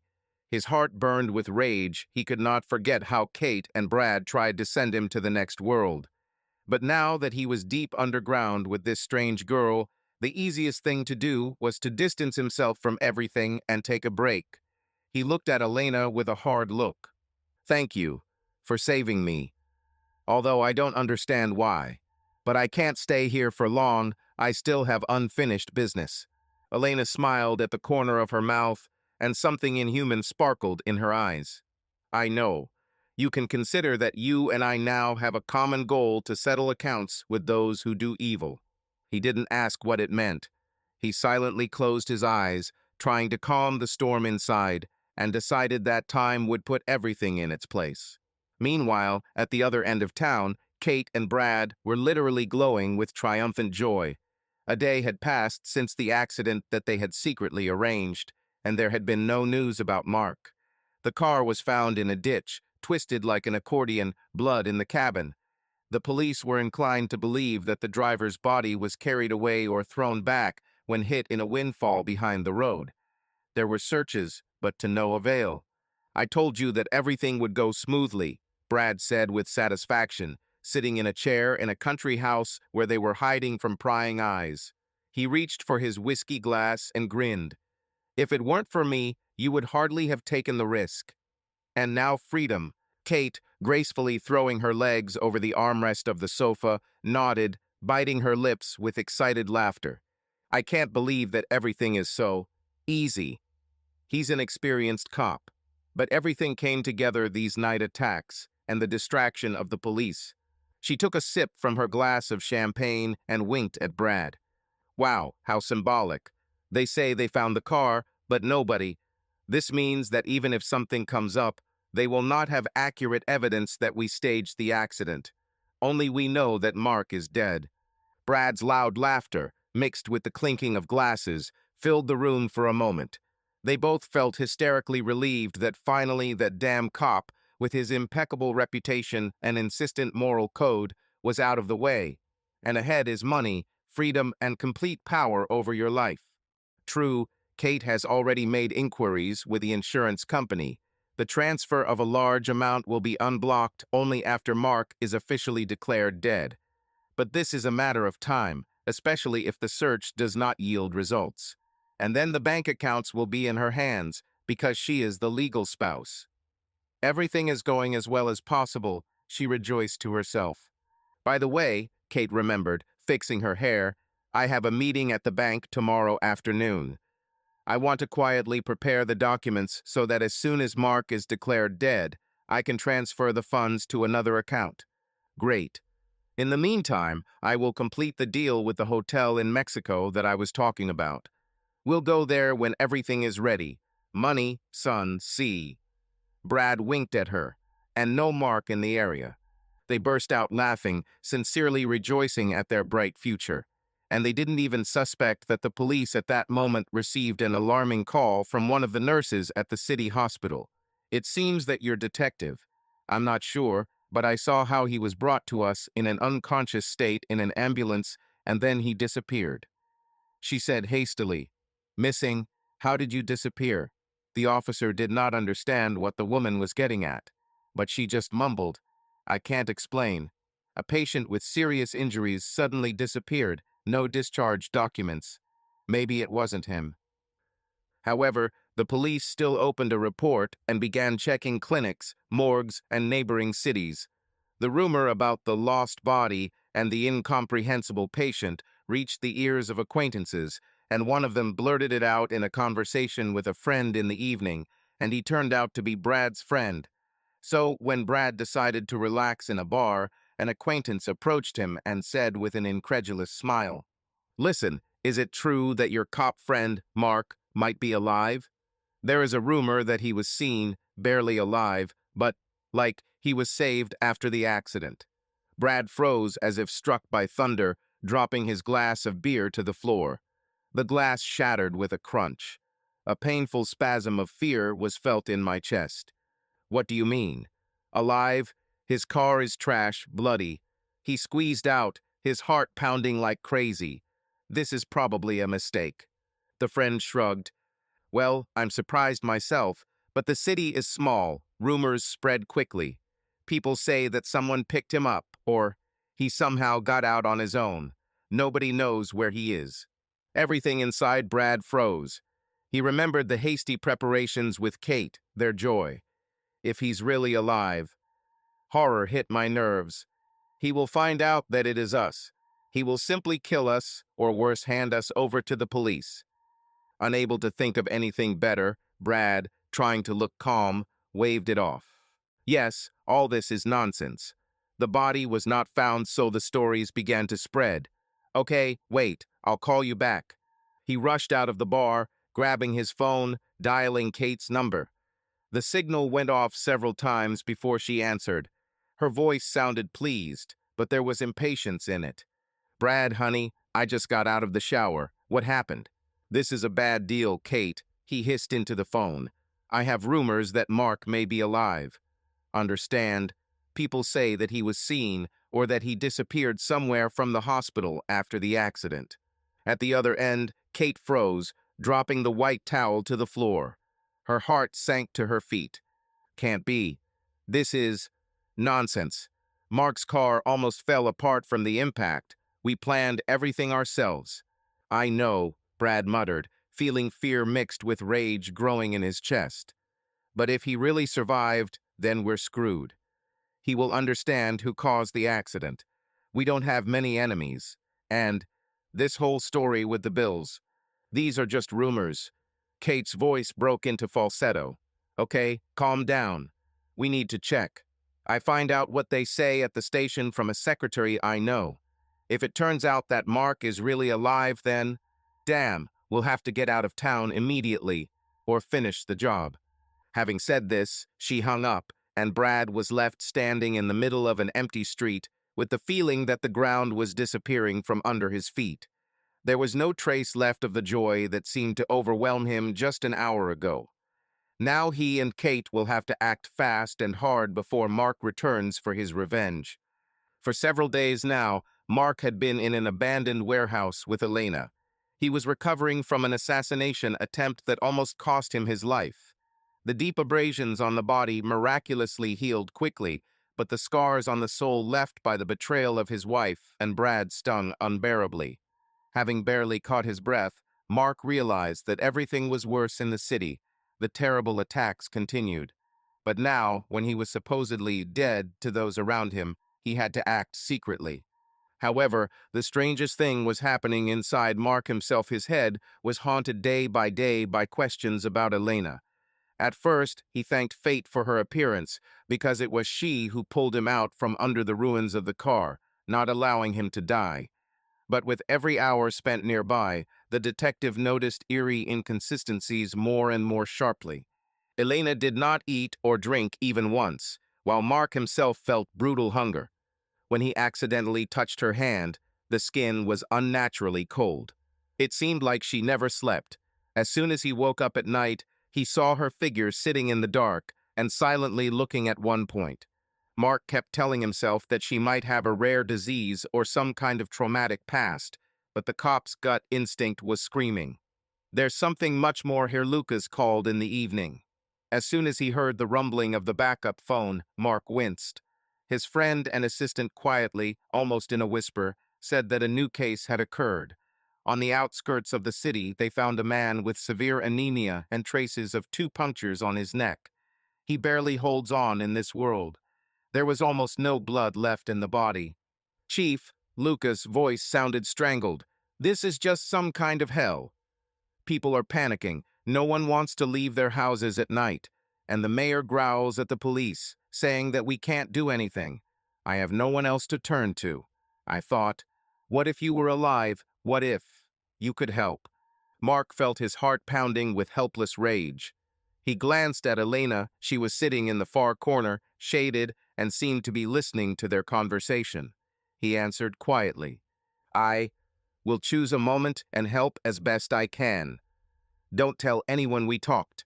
Of course, boss, take care of yourself." After finishing the call, Mark realized, you can't sit idly by. People are dying in the dark. Something or someone doing hellish things on the streets of his hometown. He stood up, putting on his jacket. "Elena, I have to go to the scene of the attack. I need to figure out who's behind this." "I'm going with you," she answered calmly. Normally, he would have objected. He didn't want to put her at risk. But remembering her bewitching power and how she saved him, he decided that in a dangerous investigation, a partner with such features could come in very handy. Midnight found them at the old fairgrounds in the northern part of the city. Now it was empty and dark. Only a few broken lanterns cast a dim light on the cracked asphalt. It was here, according to Lucas, that another victim was recently found. Mark's chest tightened at the sight of the crime scene. Darkness, torn posters, the remains of kiosks, and the feeling of someone else's presence. It's as if someone is hiding in the shadows and watching them. He took out a flashlight, trying to illuminate the rusty frames of abandoned rides, but the light was dim and weak. "We need to inspect the territory," he said in a low voice, trying not to make noise. "Maybe we'll find traces of blood or something." Elena stood nearby, cold and tense. Under the moonlight, her skin seemed almost glowing, and the shadows outlined her face in sharp lines. She didn't look scared, rather wary, like a predator on the hunt. Deeper into the darkness, they walked around corners overgrown with grass, rotting decorations, and broken benches. Not a single living soul around. Mark was about to admit that there was no evidence left when he heard something like a vibration or a quiet rustling. The lantern suddenly blinked and almost went out. It wasn't like the wind. Mark tensed. "Is there anyone here?" The answer is only an echo of his own voice. But suddenly he noticed that Elena had disappeared somewhere. A minute ago she was standing behind him, and now there is nothing in sight. "Elena," he called quietly, trying not to panic. No reaction. Silence fell upon him, pressing on his ears. And here, at the border of the light spot, he saw a vague silhouette that slid between iron structures with inhuman speed. Literally flashed and disappeared. Mark's heart skipped a beat. The silhouette was clearly moving faster than a normal person. "Is he this maniac? Or what is this even?" flashed through my head. "Where is Elena?" He flushed with concern for her, rushed after the shadow, trying to illuminate the path with a lantern, but it suddenly crackled and went out. In the pitch darkness, the detective tripped over a pile of scrap metal and fell, hitting his knee painfully. As he stood up, he heard a short, sharp sound. Perhaps it was the rustling of clothes, or a quiet hiss. Silence. No answers. When he finally decided to come out of hiding, his legs barely obeyed him. Jumping away from the old carousel, the detective looked around and almost dropped the switched-off lantern. Elena stood in front of him, silently emerging from the darkness. She looked strange, eyes burned with a feverish brilliance, hair disheveled, breathing rapid. "Where have you been?" Mark asked hoarsely.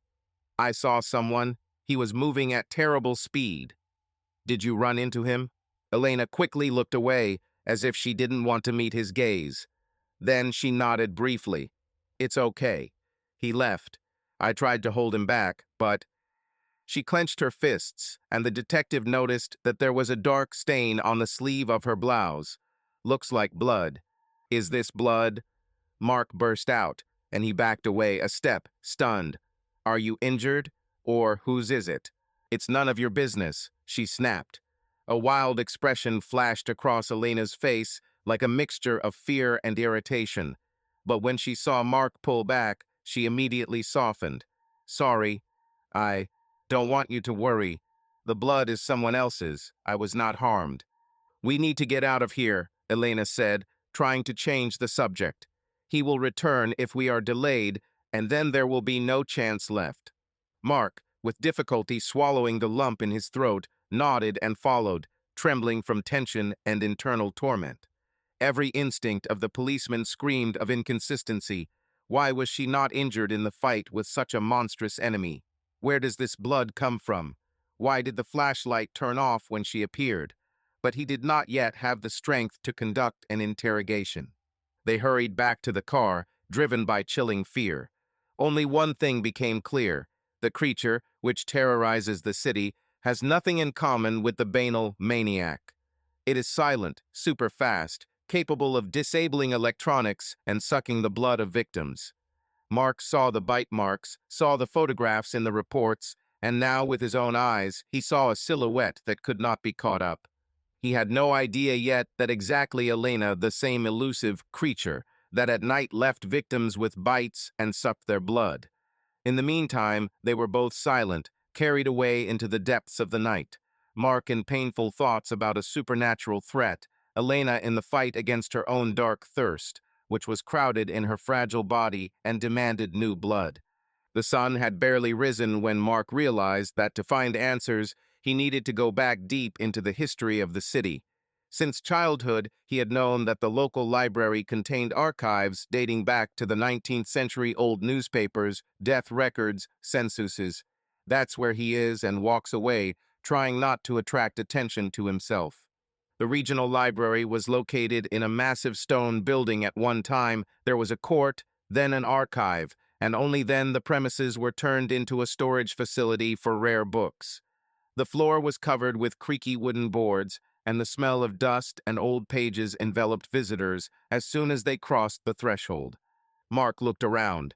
The room was mostly filled with students working on projects, and a couple of retirees reading newspapers. He put on a shabby baseball cap and pulled up his hood. Even if he looked clumsy, there was less chance that he would be recognized here. After all, he is officially dead, or at least missing. Making his way to the narrow staff passage, he lowered his head and quietly addressed the bored librarian. "Sorry, I need to look at old newspaper files. Where can you find them?" The woman, without asking any further questions, just waved her hand towards the heavy oak door with a glass window. "In the reading room of the archival fund. There, ask Mr. Howard. He is the one in charge." Mark thanked her, slipped out the door, and found himself in a maze of shelves and cabinets, saturated with the musty smell of paper.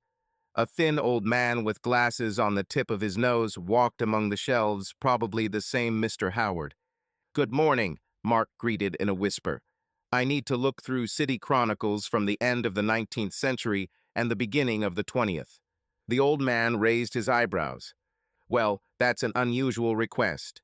They are usually watched by local historians or history buffs. Do you have specific dates?" "Yes." Mark hesitated. "Somewhere in 1880, 1900.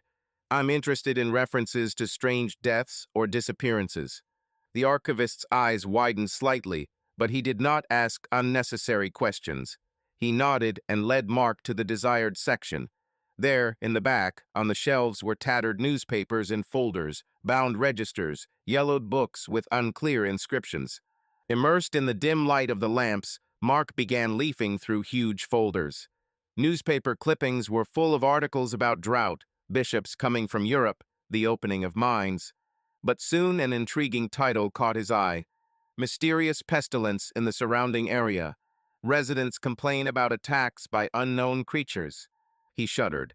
The note dated 1892. The article described cases where several peasants were found without blood, and in the night they saw a woman in white who was accused of witchcraft. She was allegedly caught, but she disappeared, leaving behind only a dark-haired shadow. At the end, there was a frightening conclusion. The locals in a whisper call this creature a vampire.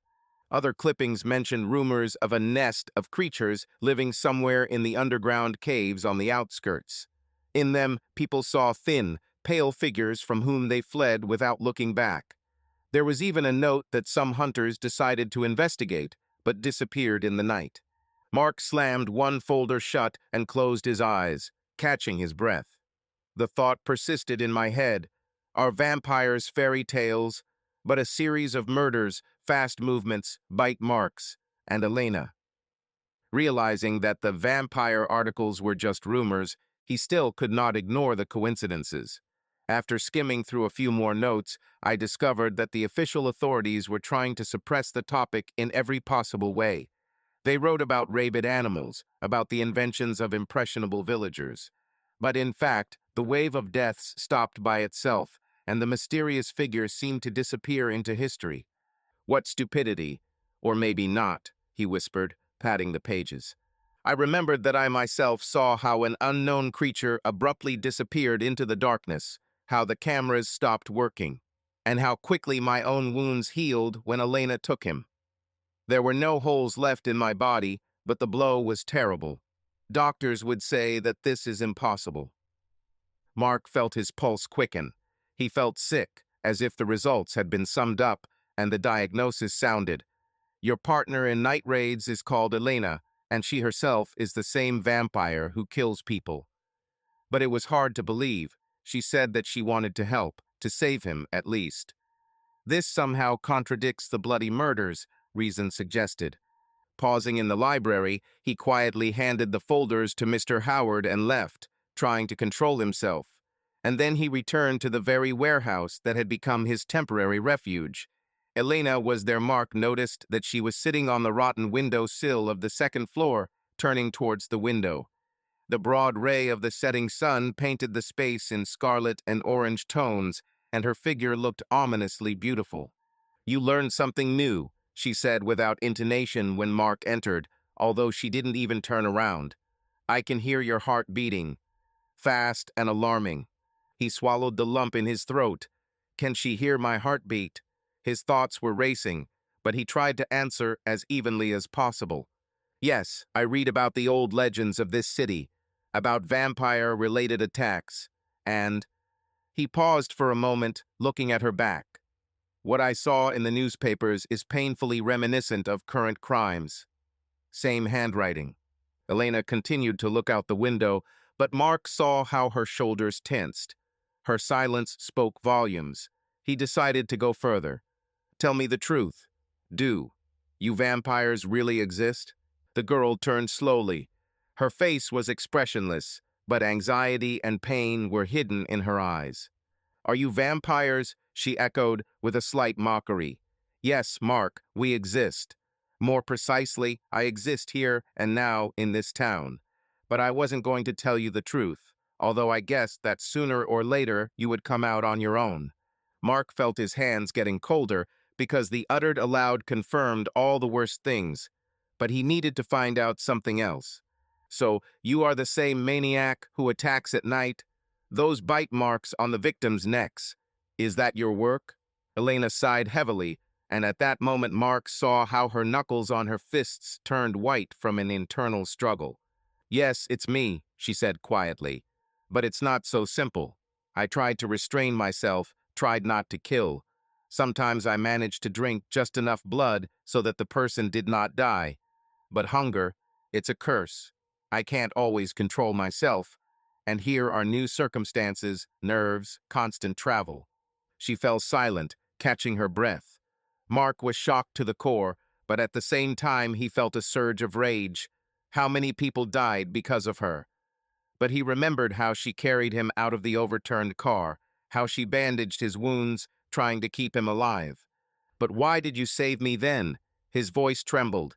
"If you are that same monster, why didn't you kill? Or why didn't she just leave her to die on the spot?"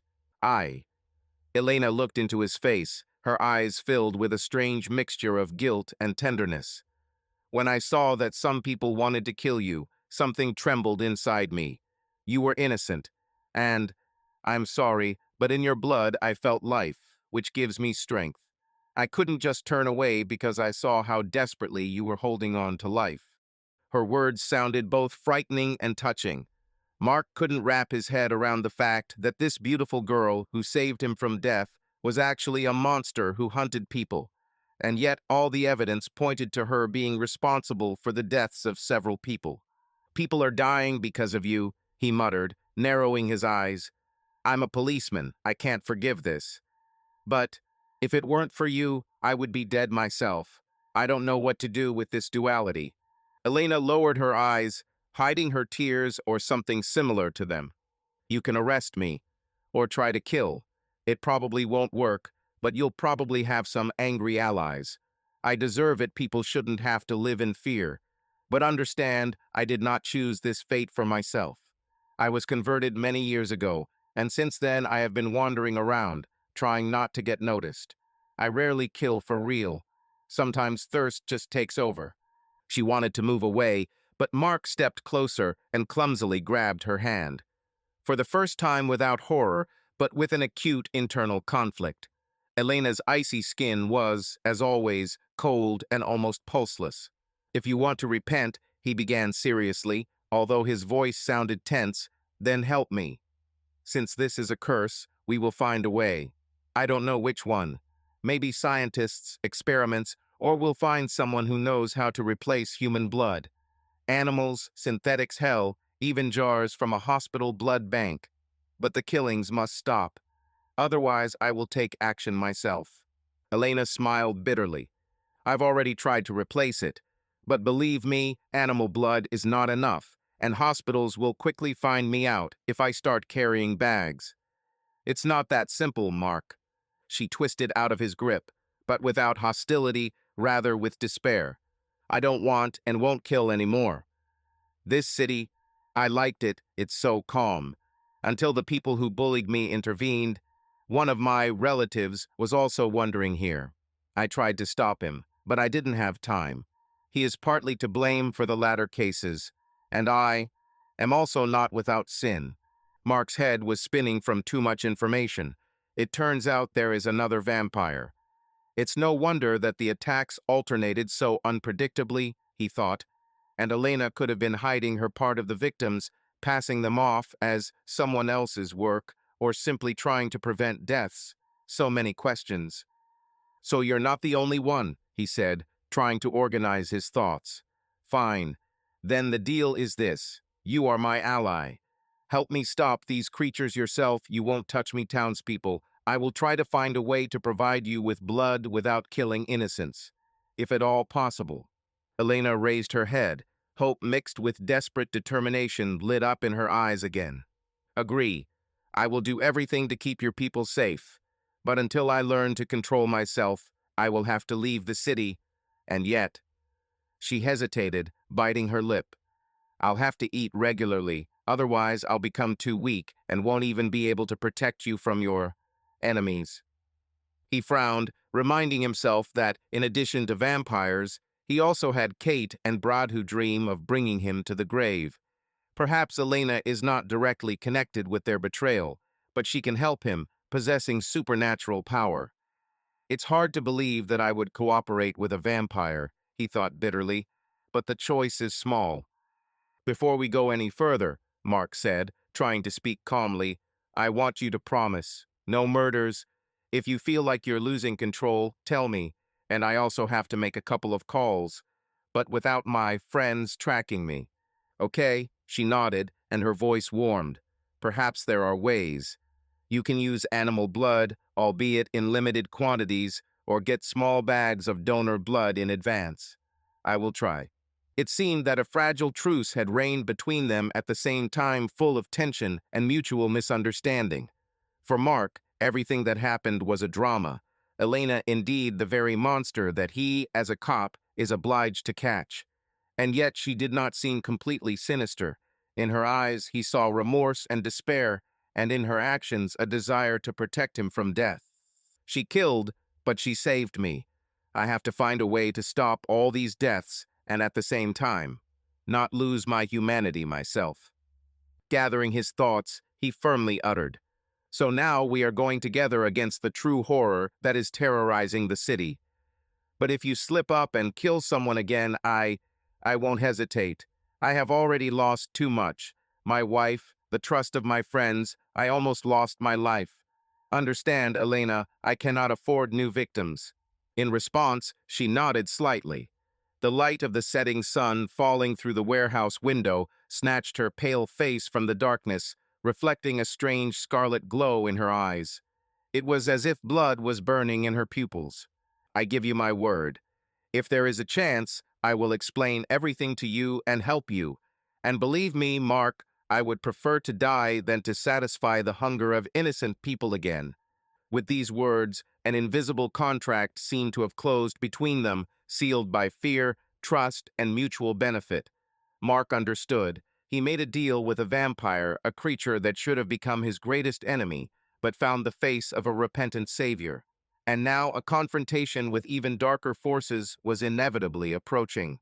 In a dilapidated warehouse, among dusty shelves, they unwrapped the details of the future game.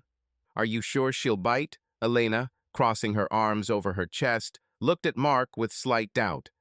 Didn't Kate tell herself you were dead? How will she take your sudden appearance? I'll tell her that I miraculously survived. She's probably ready for confrontation. But if I play the role of the offended but still loving husband and invite her to return, she may soften. Money, legal benefits from our reconciliation, many things may interest her. He paused, remembering the cold determination of Kate, whom he had once considered a loving wife. Was there anything real there? But he cast these thoughts aside. Now he is a hunter, and Kate and Brad will become his game. What is my task? Elena clarified, looking down at her thin wrists. You need to maintain the illusion that you are not there at all. Don't show yourself to them. Let them think I'm alone and vulnerable, Mark said. If things suddenly go wrong, you can intervene. But let them not know about your existence for as long as possible. Elena's eyes flashed with cold determination. Fine, I will remain in the shadows, but I will be there if danger arises. Late that evening, Mark drove up to Kate's house, seemingly quiet and serene as always. A few weeks ago, an idyll reigned here at least. That's how it looked from the outside. Now the detective felt the bitter irony of fate. He was standing at the threshold of his own house, not being sure whether he would be allowed inside. He knocked quietly, glancing into the dark street where Elena might have been watching in the distance. The door opened, and Kate appeared on the threshold. When she saw her husband, she recoiled as if she had seen a ghost. "Mark," she whispered. "Lord, how?" "When you were." "I survived," he answered through clenched teeth, trying to give his voice a trembling note of hopelessness and not the anger that was seething in his chest. "We need to talk." Judging by her widened eyes, she really looked discouraged. But she quickly pulled herself together and stepped back, letting him inside. In the living room, only a table lamp was burning, making the room seem half empty, with ominous shadows in the corners. Mark began, sinking onto the sofa. "I was in the hospital for a long time, recovering. And you know, Kate, I've thought about it. I realized something about us." She continued to stand, not letting go of her mobile phone, as if she was going to call someone for help at any moment. Tilting her head to the side, she asked almost with contempt, "And what did you understand?" Mark's eyes darkened, and he covered his face with his hands for authenticity. Squeezed out. "Without you, my life fell apart. I'm tired of constantly chasing ghosts, of this whole story with the killer. I realized that the most important thing is family. You," he paused for a moment, remembering how she and Brad had planned to kill him. "Our life." Kate raised her eyebrows slightly, clearly not expecting such a move. She was used to him being a strong policeman, stubborn, always getting his way. Now he looked broken and depressed. "Family?" she asked, slowly coming closer. "But everything went wrong even before the accident." "Mark, are you sure you don't hold a grudge against me?" He smiled tightly. "I hold a grudge against myself for forgetting about you. I got bogged down in investigations." Now he tried to speak in a pained whisper. "That's why I want everything back. Give us a second chance. Maybe we can move, start again together." While pronouncing this phrase, the detective had to muster all his will to keep a submissive expression on his face, something that could touch Kate's greedy heart. And he saw a spark flash in his wife's eyes, a spark of hope that she can benefit. She remembered that Mark was alive, which meant that all his financial assets were available if only he could reconcile. "Mark, you understand, it all happened so quickly, She lowered her eyes, as if acting out remorse. "It's hard for me, too. I thought I had lost you forever."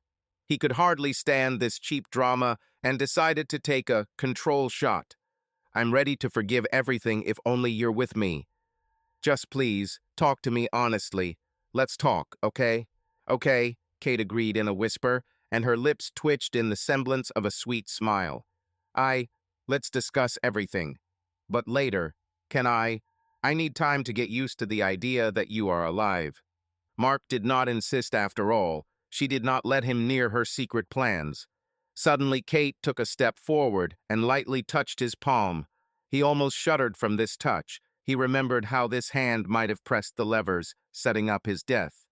But he put on a sad smile and let her squeeze his fingers lightly. "Okay," he said. "I'll be there if anything happens. I have temporary housing, but now that I'm back, can we try to restore what it was?" Kate seemed to nod reluctantly. Saying goodbye, Mark turned around at the door. "Call when you're ready." And, lowering his voice, he added, "I love you very much, forgive me." Then he went out and, closing the door behind him, allowed himself a short exhalation of disgust. "That's a snake," flashed through his head, but he didn't say anything out loud. Everything went according to plan. Kate began to hesitate and was ready to fall for the submissive, repentant Mark. That same evening, Kate called Brad, and he rushed into the house, barely looking up from his dubious deal. He burst into the living room, nervously clutching the phone in his hand. "Kate, I heard he was here. Mark? Where the hell is he?" She, looking sideways, made a sign for him to speak more quietly. Looking around, Brad continued in a half-whisper. "Did you let him back in?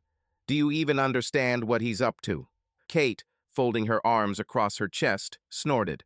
"Don't fume. He looks depressed, like he doesn't realize that you and I are behind that accident. Invites me to reunite. Apparently, he really wants everything back the way it was. Maybe he really is broken. Do you believe this?"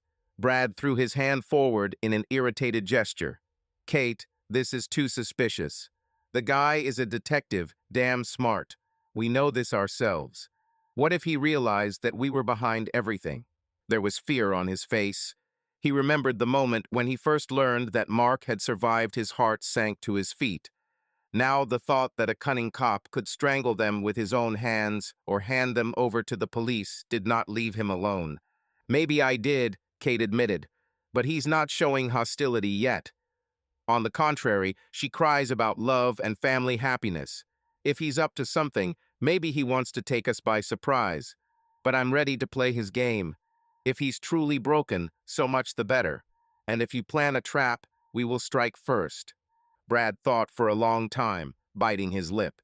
The panic in his eyes did not subside. He knew perfectly well what Mark was capable of if he took it seriously. Records may come to light, evidence may be found. You never know, however, the money they hope to get their hands on further encouraged them to stay afloat. "Okay," Brad breathed. "Let him think that we don't understand anything. But, Kate, be careful. Don't lose sight of him. I'll try to find out something through my people. Maybe he's trying to check the accounts or trying to set us up." She smiled a cold smile.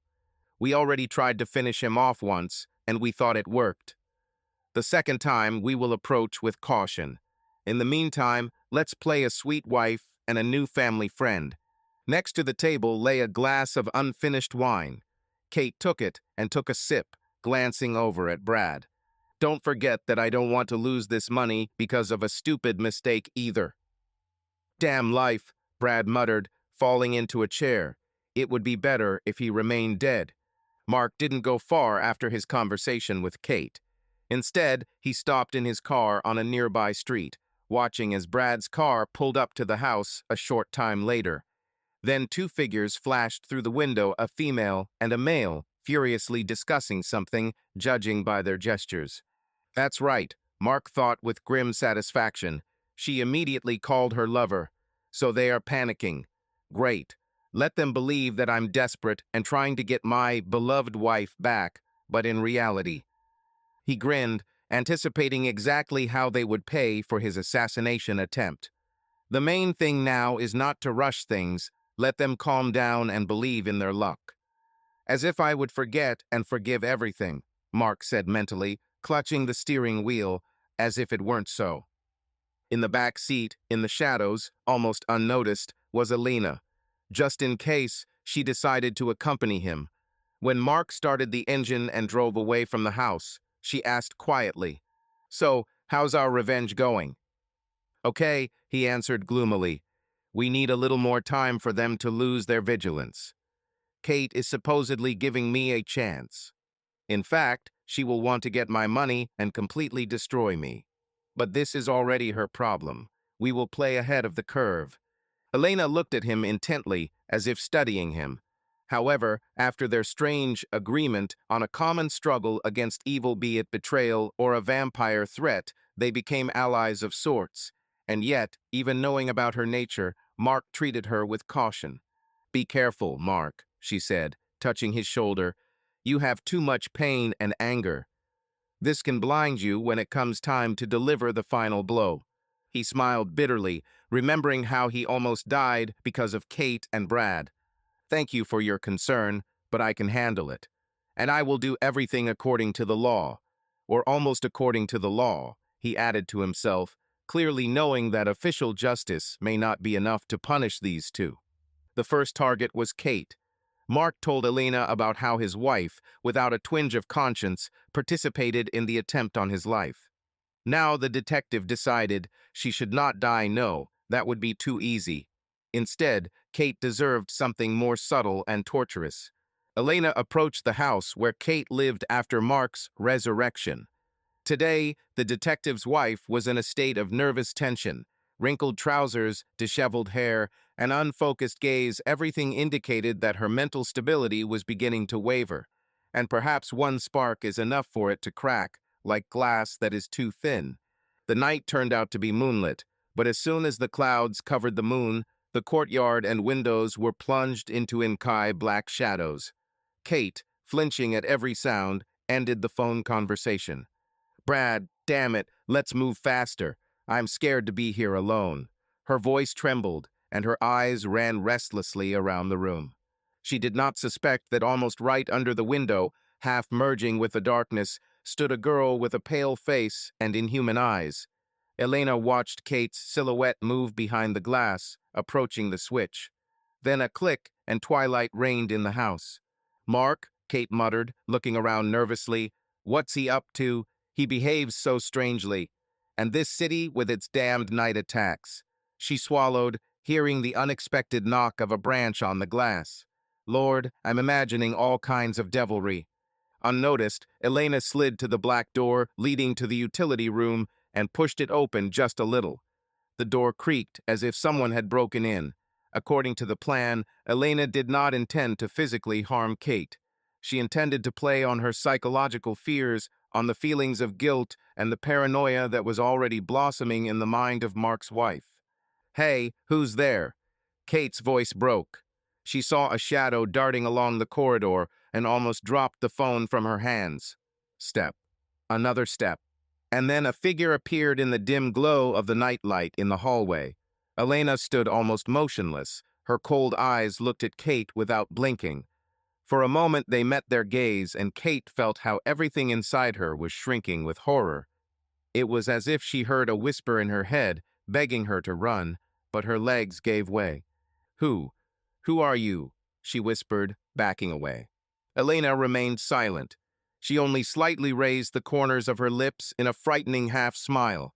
Then, in the blink of an eye, disappeared in the depths of the corridor, as if disappearing into thin air. Kate squeezed the door handle painfully, trying to stop her knees from shaking. It seemed to me. It just seemed. She tried to convince herself, but she knew that it was not. She clearly saw someone else's eyes, a cold squint. She rushed to the front door to turn on the light outside, but the wall switch didn't respond, as if the power had gone out just as Elena's footsteps had stopped. The thick darkness enveloping the house seemed alive and hostile. Get away! Go away! Kate sobbed, banging on the switch, but the light didn't come on. Her mind was bursting at the seams, her thoughts were confused. Maybe this is the same monster? Vampire? Mark talked about terrible bites. What if he conspired with her to get me? Before she had time to finish speaking to herself, a quiet laugh was heard behind her, or a groan similar to mockery. Kate turned around and saw Elena again. This time she was very close, standing literally a couple of steps away. The pale face glowed strangely in the semi-darkness. The eyes were burning, and the lips were slightly parted, as if they were thirsty for blood. Don't come near, Kate screamed, backing away until her back hit the wall. God, who are you? What do you want? Elena was silent, but suddenly stepped forward, slightly raising her chin. There was a fierce determination in her gaze, but she did nothing. She just let Kate feel fear, and that fear broke the fragile mind of the detective's wife. Kate screamed loudly and, staggering, looking around wildly, rushed away through the corridor, literally breaking furniture along the way. Another time, Elena could only grin at such a stampede, but now she needed to completely break Kate's psyche. Therefore, when she reached the living room, from the semi-darkness again, the figure of the vampire grew, as if in that short moment she had already overtaken Kate. Ah, ah, ah! There was a scream, and Kate collapsed on the floor, losing her balance. Insane horror appeared on his face, his lips trembled, and his breathing became ragged. Don't kill. Don't kill. I I don't want to die, she babbled, covering her head with her hands.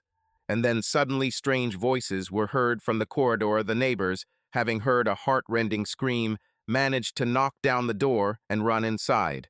They found Kate hysterical on the floor and a completely empty room without any monsters. Elena has already disappeared. Kate, what is wrong with you? One of the neighbors leaned over her, but she only gave out feverish phrases, almost incoherent nonsense about a vampire woman, about terrible eyes and blood. The police, called because of the screams, found Kate in a state of insanity.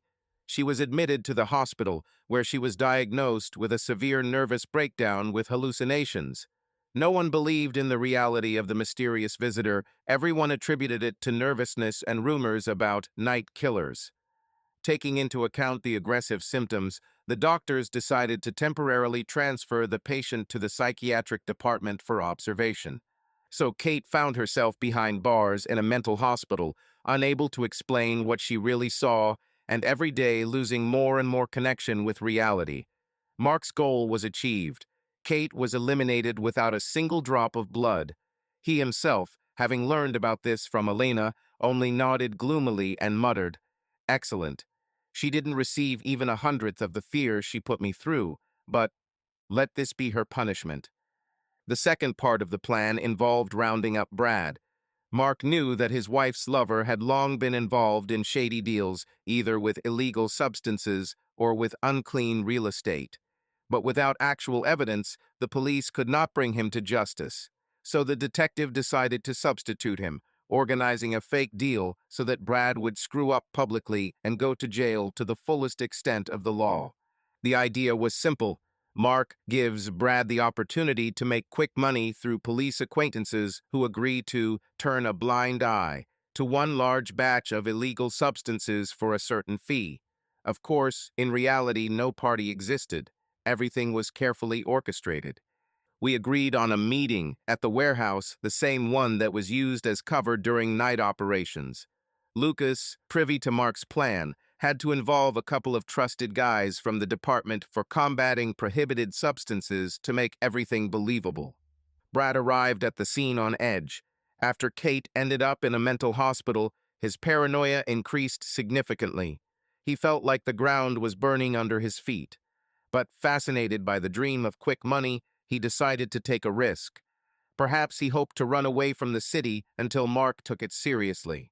"Where are the people with the goods?" Brad said angrily, looking around the empty warehouse. The imaginary suppliers, officers in disguise, hid in the shadows, waiting for the right moment. Suddenly Mark came out from behind the shelves. All in black, serious and collected, he measured Brad with a cold gaze. "Hello, Brad. Looking for something." He recoiled, almost dropping his phone. "What the hell, Mark? You?" The face was distorted with a mixture of horror and anger. "So this is all a setup. Have you decided to tie me up?" "Exactly," the detective grinned, and at that moment Lucas's men appeared around the corner with weapons at the ready. "We'll arrest you for trafficking in controlled substances, money laundering, attempted murder of a police officer. The list is long, Brad." "Welcome to reality." "You can't." Brad got furious and grabbed his pocket, feeling for the pistol there, which he grabbed for backup. "I won't give myself up just like that." But before he could shoot, the officers quickly grabbed hold of him, and Lucas deftly knocked the weapon out of his hands. Brad howled in pain as he was pinned to the concrete floor, and the handcuffs snapped shut. "That's all, my friend," Mark muttered, watching him struggle helplessly in the tight bonds. "You can thank fate that you didn't meet my new partner. Believe me, it would have ended much more dramatically."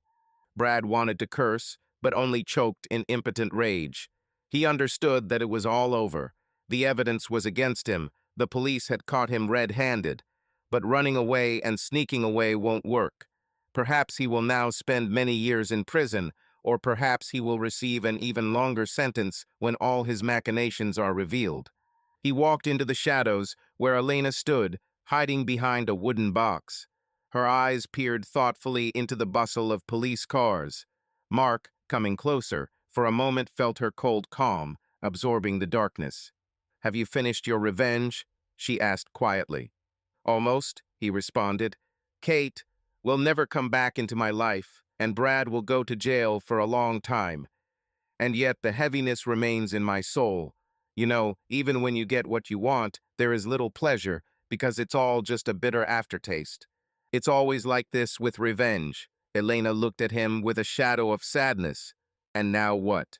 Mark looked up, looking at the distant silhouettes of houses where people were still hiding behind closed curtains, fearing new bloody attacks. "Now," he said, "we'll get down to business. He is a problem that the whole city is whispering about every day. We need to put an end to night terror. To do this, I will have to trust you, and you will have to trust me. I hope you don't regret getting involved with the vengeful cop." Elena curled her lips in a semblance of a grin. "I have long been looking for a way to atone for the harm I caused by allowing my hunger to take over. I'll help you, Mark, until the end." He nodded, feeling strangely calm. After all, now he has no connection with Kate, no unnecessary shackles. There is only a future where he is able to truly change the course of events in the city, and where his ally became the one who, in fact, should have been his enemy. The night that fell over the city after Brad's arrest and Kate's madness was surprisingly clear and quiet. Seasonal coolness made its way into the space of the abandoned warehouse, which Mark and Elena now used not only as a refuge, but also, in a sense, as headquarters. A small iron stove against the far wall cast trembling shadows on the cracked floor, and from above, large stars peered through holes in the roof. "Well, congratulations," Mark said in an undertone when they finally allowed themselves a short pause and sat down on an old overturned box in the far corner. "With what exactly?" Elena responded quietly, raising an eyebrow. Her eyes in the dim light of the moonlit sky seemed full of fatigue and sadness. "With the fact that part of our mission has been completed, Brad is behind bars, Kate is under the supervision of doctors. They can no longer harm me or you." He sighed. "Although I would like to say that this is a victory, my soul is not so easy." Elena smiled slightly, and her smile, as always, emanated a mysterious sadness. But, feeling determined to support Mark, she handed him a simple metal flask of whiskey, which he had once brought to the warehouse. "I think now you can exhale and drink to get rid of the traitors if it helps you." Mark took the flask and took a few sips, feeling the burn of alcohol dispel the bitterness inside. He knew that Elena herself would not touch whiskey. Her nature required a different drink. But she apparently understood the power of human rituals. "You know, Elena," he said thoughtfully, as a pleasant heaviness of warmth spread throughout his body, "thanks to you, I not only survived the accident, but was also able to take revenge. And now, I have a new goal. Stop the real killers in this city, those who continue to suck blood from people. I'm still a police officer, albeit outside the system, and I want to protect the townspeople." She looked down. "You don't quite understand. Many of the attacks you're talking about are, it's my fault too. I was losing my temper. Sometimes I just couldn't stop." There was sincere regret in her voice. "Quiet," Mark sighed, slightly shaking her hand. "We have already discussed this. Now your job is to hold back and help me catch others like you. Is it coming?" Elena nodded weightlessly, feeling a bitter feeling of remorse rising inside. She didn't know if she had the strength to stop the attacks completely, but she believed in Mark for the first time in a long time. She had hope for redemption, and that someone would accept her dark nature without judgment. And at that moment, both felt something like a quiet joy. Kate and Brad were no longer threatened, and ahead was a joint fight against a mysterious evil, which, perhaps, was not limited only to the borders of the city. At night under the starry sky in an abandoned warehouse, despite the ever-smoldering anxiety, celebrate a small victory, allowing yourself to relax a little and exchange a few calm phrases about the future.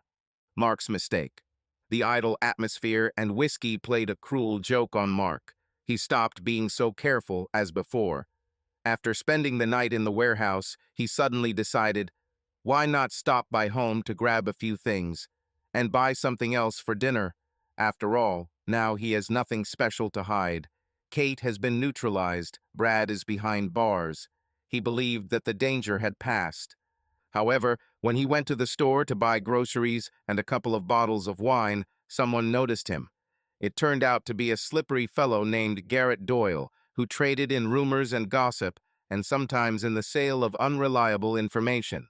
A few weeks ago, he had already heard whispers about mysterious girl accompanying Detective Stanton and some crazy stories about vampires.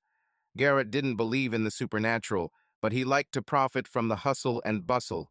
Hearing Mark on the phone telling someone, "I'll be right there, Elena. The food will be delicious, don't worry."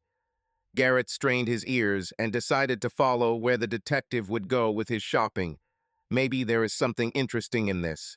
Noticing that Mark had gone out of town, Garrett carefully followed in his old car until, at dusk, he saw dilapidated warehouses.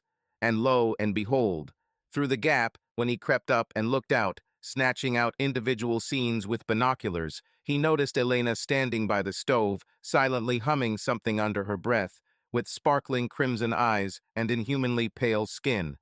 Her lips were painted an alarming scarlet color. At some point, he even saw her in a fit of thirst, thinking that Mark was not looking, bringing a small jar filled with a reddish liquid to her lips. Garrett couldn't believe his eyes, but logic screamed, "Blood!" "Oh my God," he whispered, stepping back. It turns out that the rumors are true.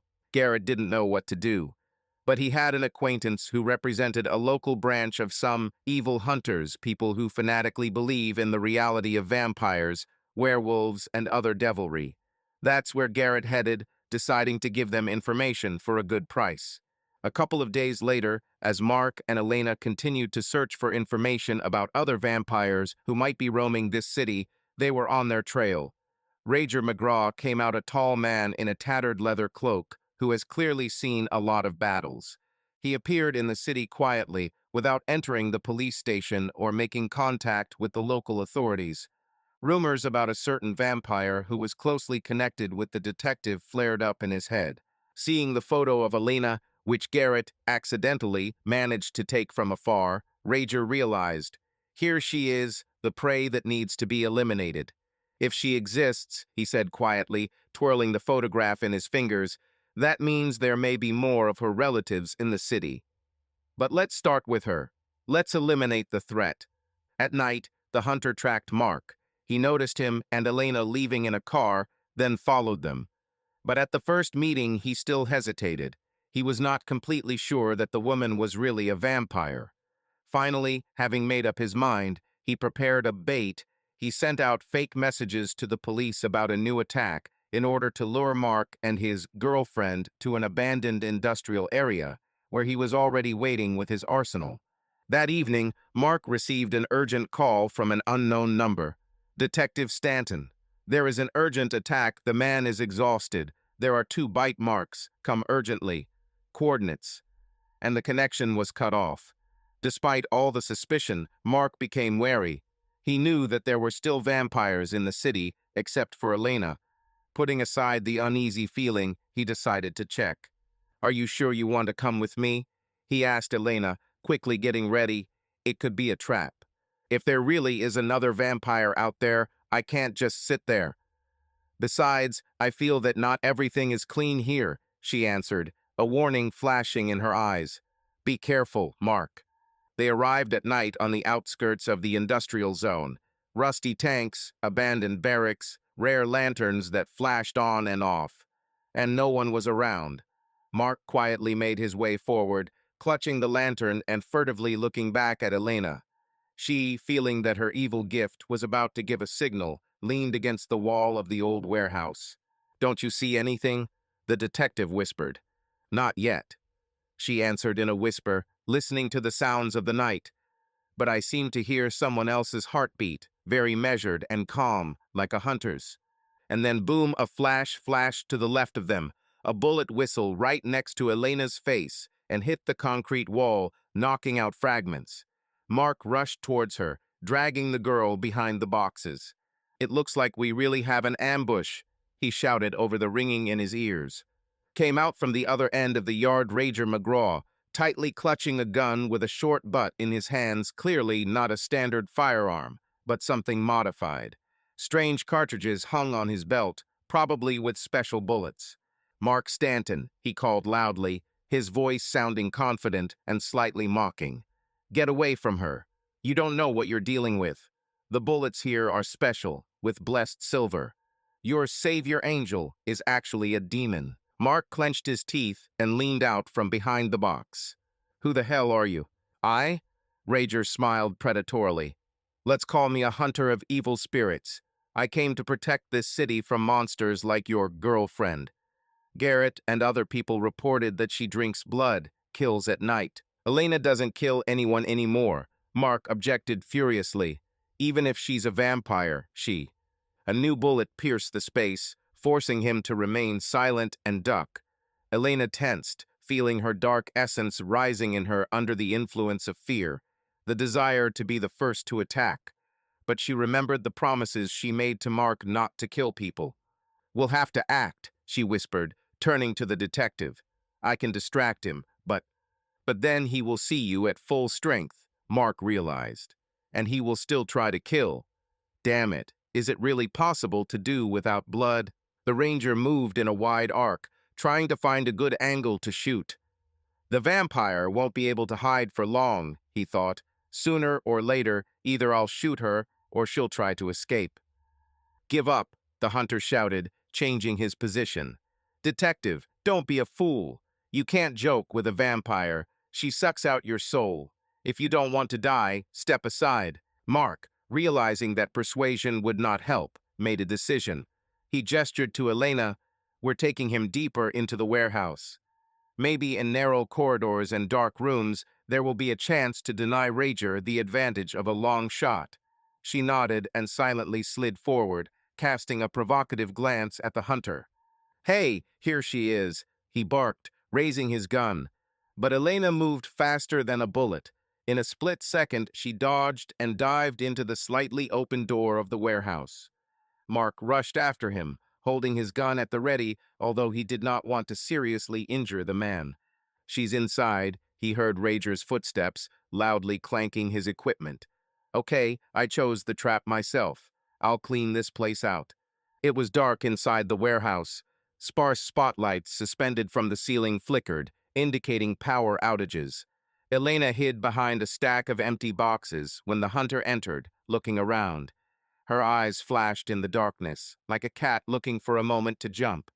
But Rager was also experienced. He walked slowly, pressing the butt to his shoulder, holding spare cartridges at the ready. "Show yourself, creature," he growled. "Don't hide behind the cop's back. Fight me if you're not afraid." At that moment, Mark, taking cover from a metal support, took aim at Rager. "Drop your weapon, or I'll shoot." The hunter raised his eyebrows. "What else? You, the detective, are only human, and you yourself must understand that you are protecting a demon. Are you seriously going to die for her?" "She saved my life," Mark shouted, trying to convince both him and, perhaps, himself. "And she doesn't kill innocents. She vows to stop other vampires who are really dangerous." Fairy tales. Rager pulled the trigger, and the bullet, clinking against the metal structure, ricocheted towards Mark, forcing him to dive behind a column. "Your brain is clouded by her hypnosis or something worse. I'll do what I have to do." With these words, he made a sharp jerk towards the boxes where Elena was supposed to be hiding. But the vampire felt him approaching. Her supernatural senses were at their peak due to the threat. She made a super-fast lunge, ending up behind the hunter and momentarily squeezing his forearm in an icy grip. He immediately struck back with a butt, but she dodged and disappeared, leaving painful scratches on Rager's skin from her nails. "Damn it," he cursed, realizing that in close combat her speed was deadly. "Hey, detective, show yourself. You're a man." Mark, trying to outflank the enemy, moved along the corridor. He wanted to finish the job without bloodshed, but Rager was adamant. The hunter changed his position, not allowing himself to be pinched. Elena looked at the hunter from around the corner, squeezed by the torment of duality. If she showed all her strength now, she was guaranteed to be able to break Rager's spine with one precise movement. But then Mark will see her in her darkest form as her killer instinct takes over, and his trust will be lost. Suddenly, the hunter found the control panel of a tiny spotlight generator. The switch clicked, and the room was filled with a sharp, bright light. Elena, naked by this light, pressed herself against the wall. Closing her eyes, she was in physical pain, although it was not direct sunlight, but the harsh, bright light still weakened her. Rager immediately noticed her silhouette.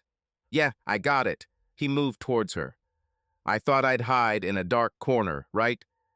"No." At that moment, Mark jumped out from the side and, taking a risk, jumped forward, knocking off the hunter's aim. A shot rang out, and the bullet passed a few centimeters from Elena's chest, piercing the drawers behind her back. Rager, not expecting such dedication, came face to face with the detective. For a second, their gazes crossed.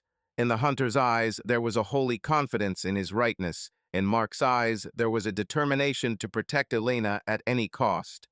"Fool," Rager hissed, trying to hit Mark in the face with the butt. But Mark, a hand-to-hand professional, dodged, and a short but fierce fight for the gun ensued between them. Elena watched, internally shuddering. She understood that she could stop the fight with one jump, but Mark might not be able to withstand the spectacle of real vampire violence. And yet, seeing how the hunter had almost snatched the gun from Mark and pointed the barrel at his chest, she clenched her fists, deciding better show your strength than letting a hunter kill a detective. "I'm sorry," she whispered, and then darted from her place with such speed that to the human eye it looked like a blur. A moment and Elena was already standing behind Rager, twisting his hand with the weapon, so much so that he howled in pain. Gritting his teeth, he could hardly stand on his feet. Mark jumped back, pulling himself together, and Elena, hissing from the bright light, jerked the hunter against the wall. The gun fell out of his hands. "I don't want to kill you," she muttered, with a bloodthirsty glint in her eyes. "But if you don't stop." Rager, panting, did not give up. He grabbed a knife with a blade, apparently also silver-plated, from his pocket, and, making a desperate lunge, managed to cut Elena's forearm. She winced in pain, flashed her eyes, and with a sharp blow of her hand knocked out the knife, and then, breaking into an animal grin, pulled at the collar of her hunting jacket, literally lifting it off the floor. It seemed like another second, and she would break his neck. "No," Mark grabbed Elena by the shoulder. "Don't do this. He's a man." She froze, trembling with rage and pain. A long cut wound pulsed on his wrist, from which dark blood oozed. Her whole being screamed, "Destroy the enemy!" But Mark's voice paved the way to consciousness. Sighing, she loosened her grip and pushed Rager away, who fell heavily to the floor. Elena slid behind Mark, trying to hide her eyes, full of murderous light. "Damn." The hunter wheezed, feeling a broken shoulder and hellish pain in his body. "I myself will not give in. You, vampire, will still answer everything." Mark raised his gun, aiming it at Rager. "Listen carefully. I won't let you kill Elena. She is under my protection. And if you don't give up now, it will only get worse. I can call an ambulance, but if you continue to resist, it will end in your death." The hunter cowered, grimacing in pain. Madness danced in his eyes. He was not used to losing to evil spirits. But he understood that he was unarmed, wounded, and besides, the detective was aiming a gun at his head. For a brief moment, they were frozen in confrontation. "Call an ambulance," Rager muttered, finally calming down. "But no, sooner or later, I will still get to this creature." Mark took a breath and nodded for Elena to step aside and out of sight. While he dialed 911, the hunter sat on the floor, biting his lip, trying not to lose consciousness. Thin streams of blood flowed from his lacerated forehead and from his dislocated shoulder. "You are no longer the original threat," Mark said, looking at him coldly. "But if you decide to come for us again, keep in mind that we are ready."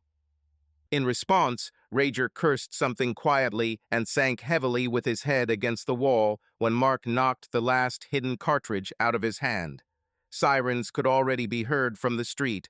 It seems that one of the local watchmen, frightened by the shots, managed to call the police.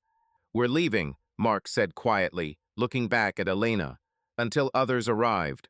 I don't want to explain to my colleagues how you freed me from a bullet, flying through the air faster than I thought." She nodded in understanding, pressing her wounded forearm. Reason again conquered thirst. Elena was grateful to Mark that he did not let her kill the hunter, did not let her cross the line of bestial bloodthirstiness. Together they rushed to the back exit, leaving Rager in the care of paramedics and possibly the police. When they got to the car and drove a decent distance, Elena was breathing heavily, covered in cold sweat. The coolness of the night seeped into the cabin. Mark glanced briefly at her wound. "The cut needs to be treated. Silver can have a bad effect on you. How are you feeling?" "It's normal," she lied, gritting her teeth against the burning sensation. "It's just, this is the first time I've seen a person be so prepared." "He has special bullets," blessed Silver. Mark nodded gloomily. "Apparently, we will have to be triply careful. These hunters will not stop when they learn that there are vampires among people, and your little coming out is my mistake. I underestimated the chatty, nosy types." He started the engine, realizing that his quiet life was over.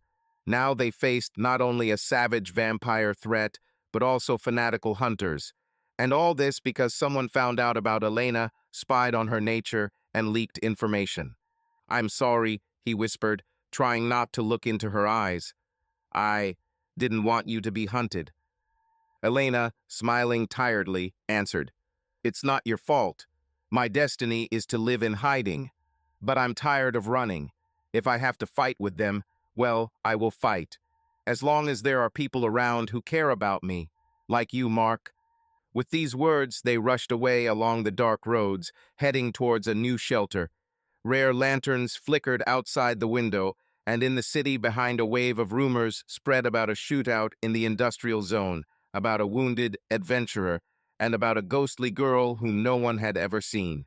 The final battle with the hunter turned into a lull temporary. Mark and Elena understood that this fight would only start a new threat. After all, a hunter forced to retreat will not forget about this humiliation, which means he will soon try to take revenge or send others after them. And perhaps, in that distant alley, another fanatic is already hiding, ready to destroy the monster. But now Mark will not flinch. He has chosen his path to protect Elena, no matter what. Because no other reality seems right to him, because he accepted its dark essence as part of his new life. And this mutual oath of salvation is stronger than the fear of hunters and ghosts of the night. Subscribe to our channel so that your love doesn't cheat on you, and go ahead and listen to the next story, because this story is nothing compared to the next one. If you're under 18, don't even think click to the next one.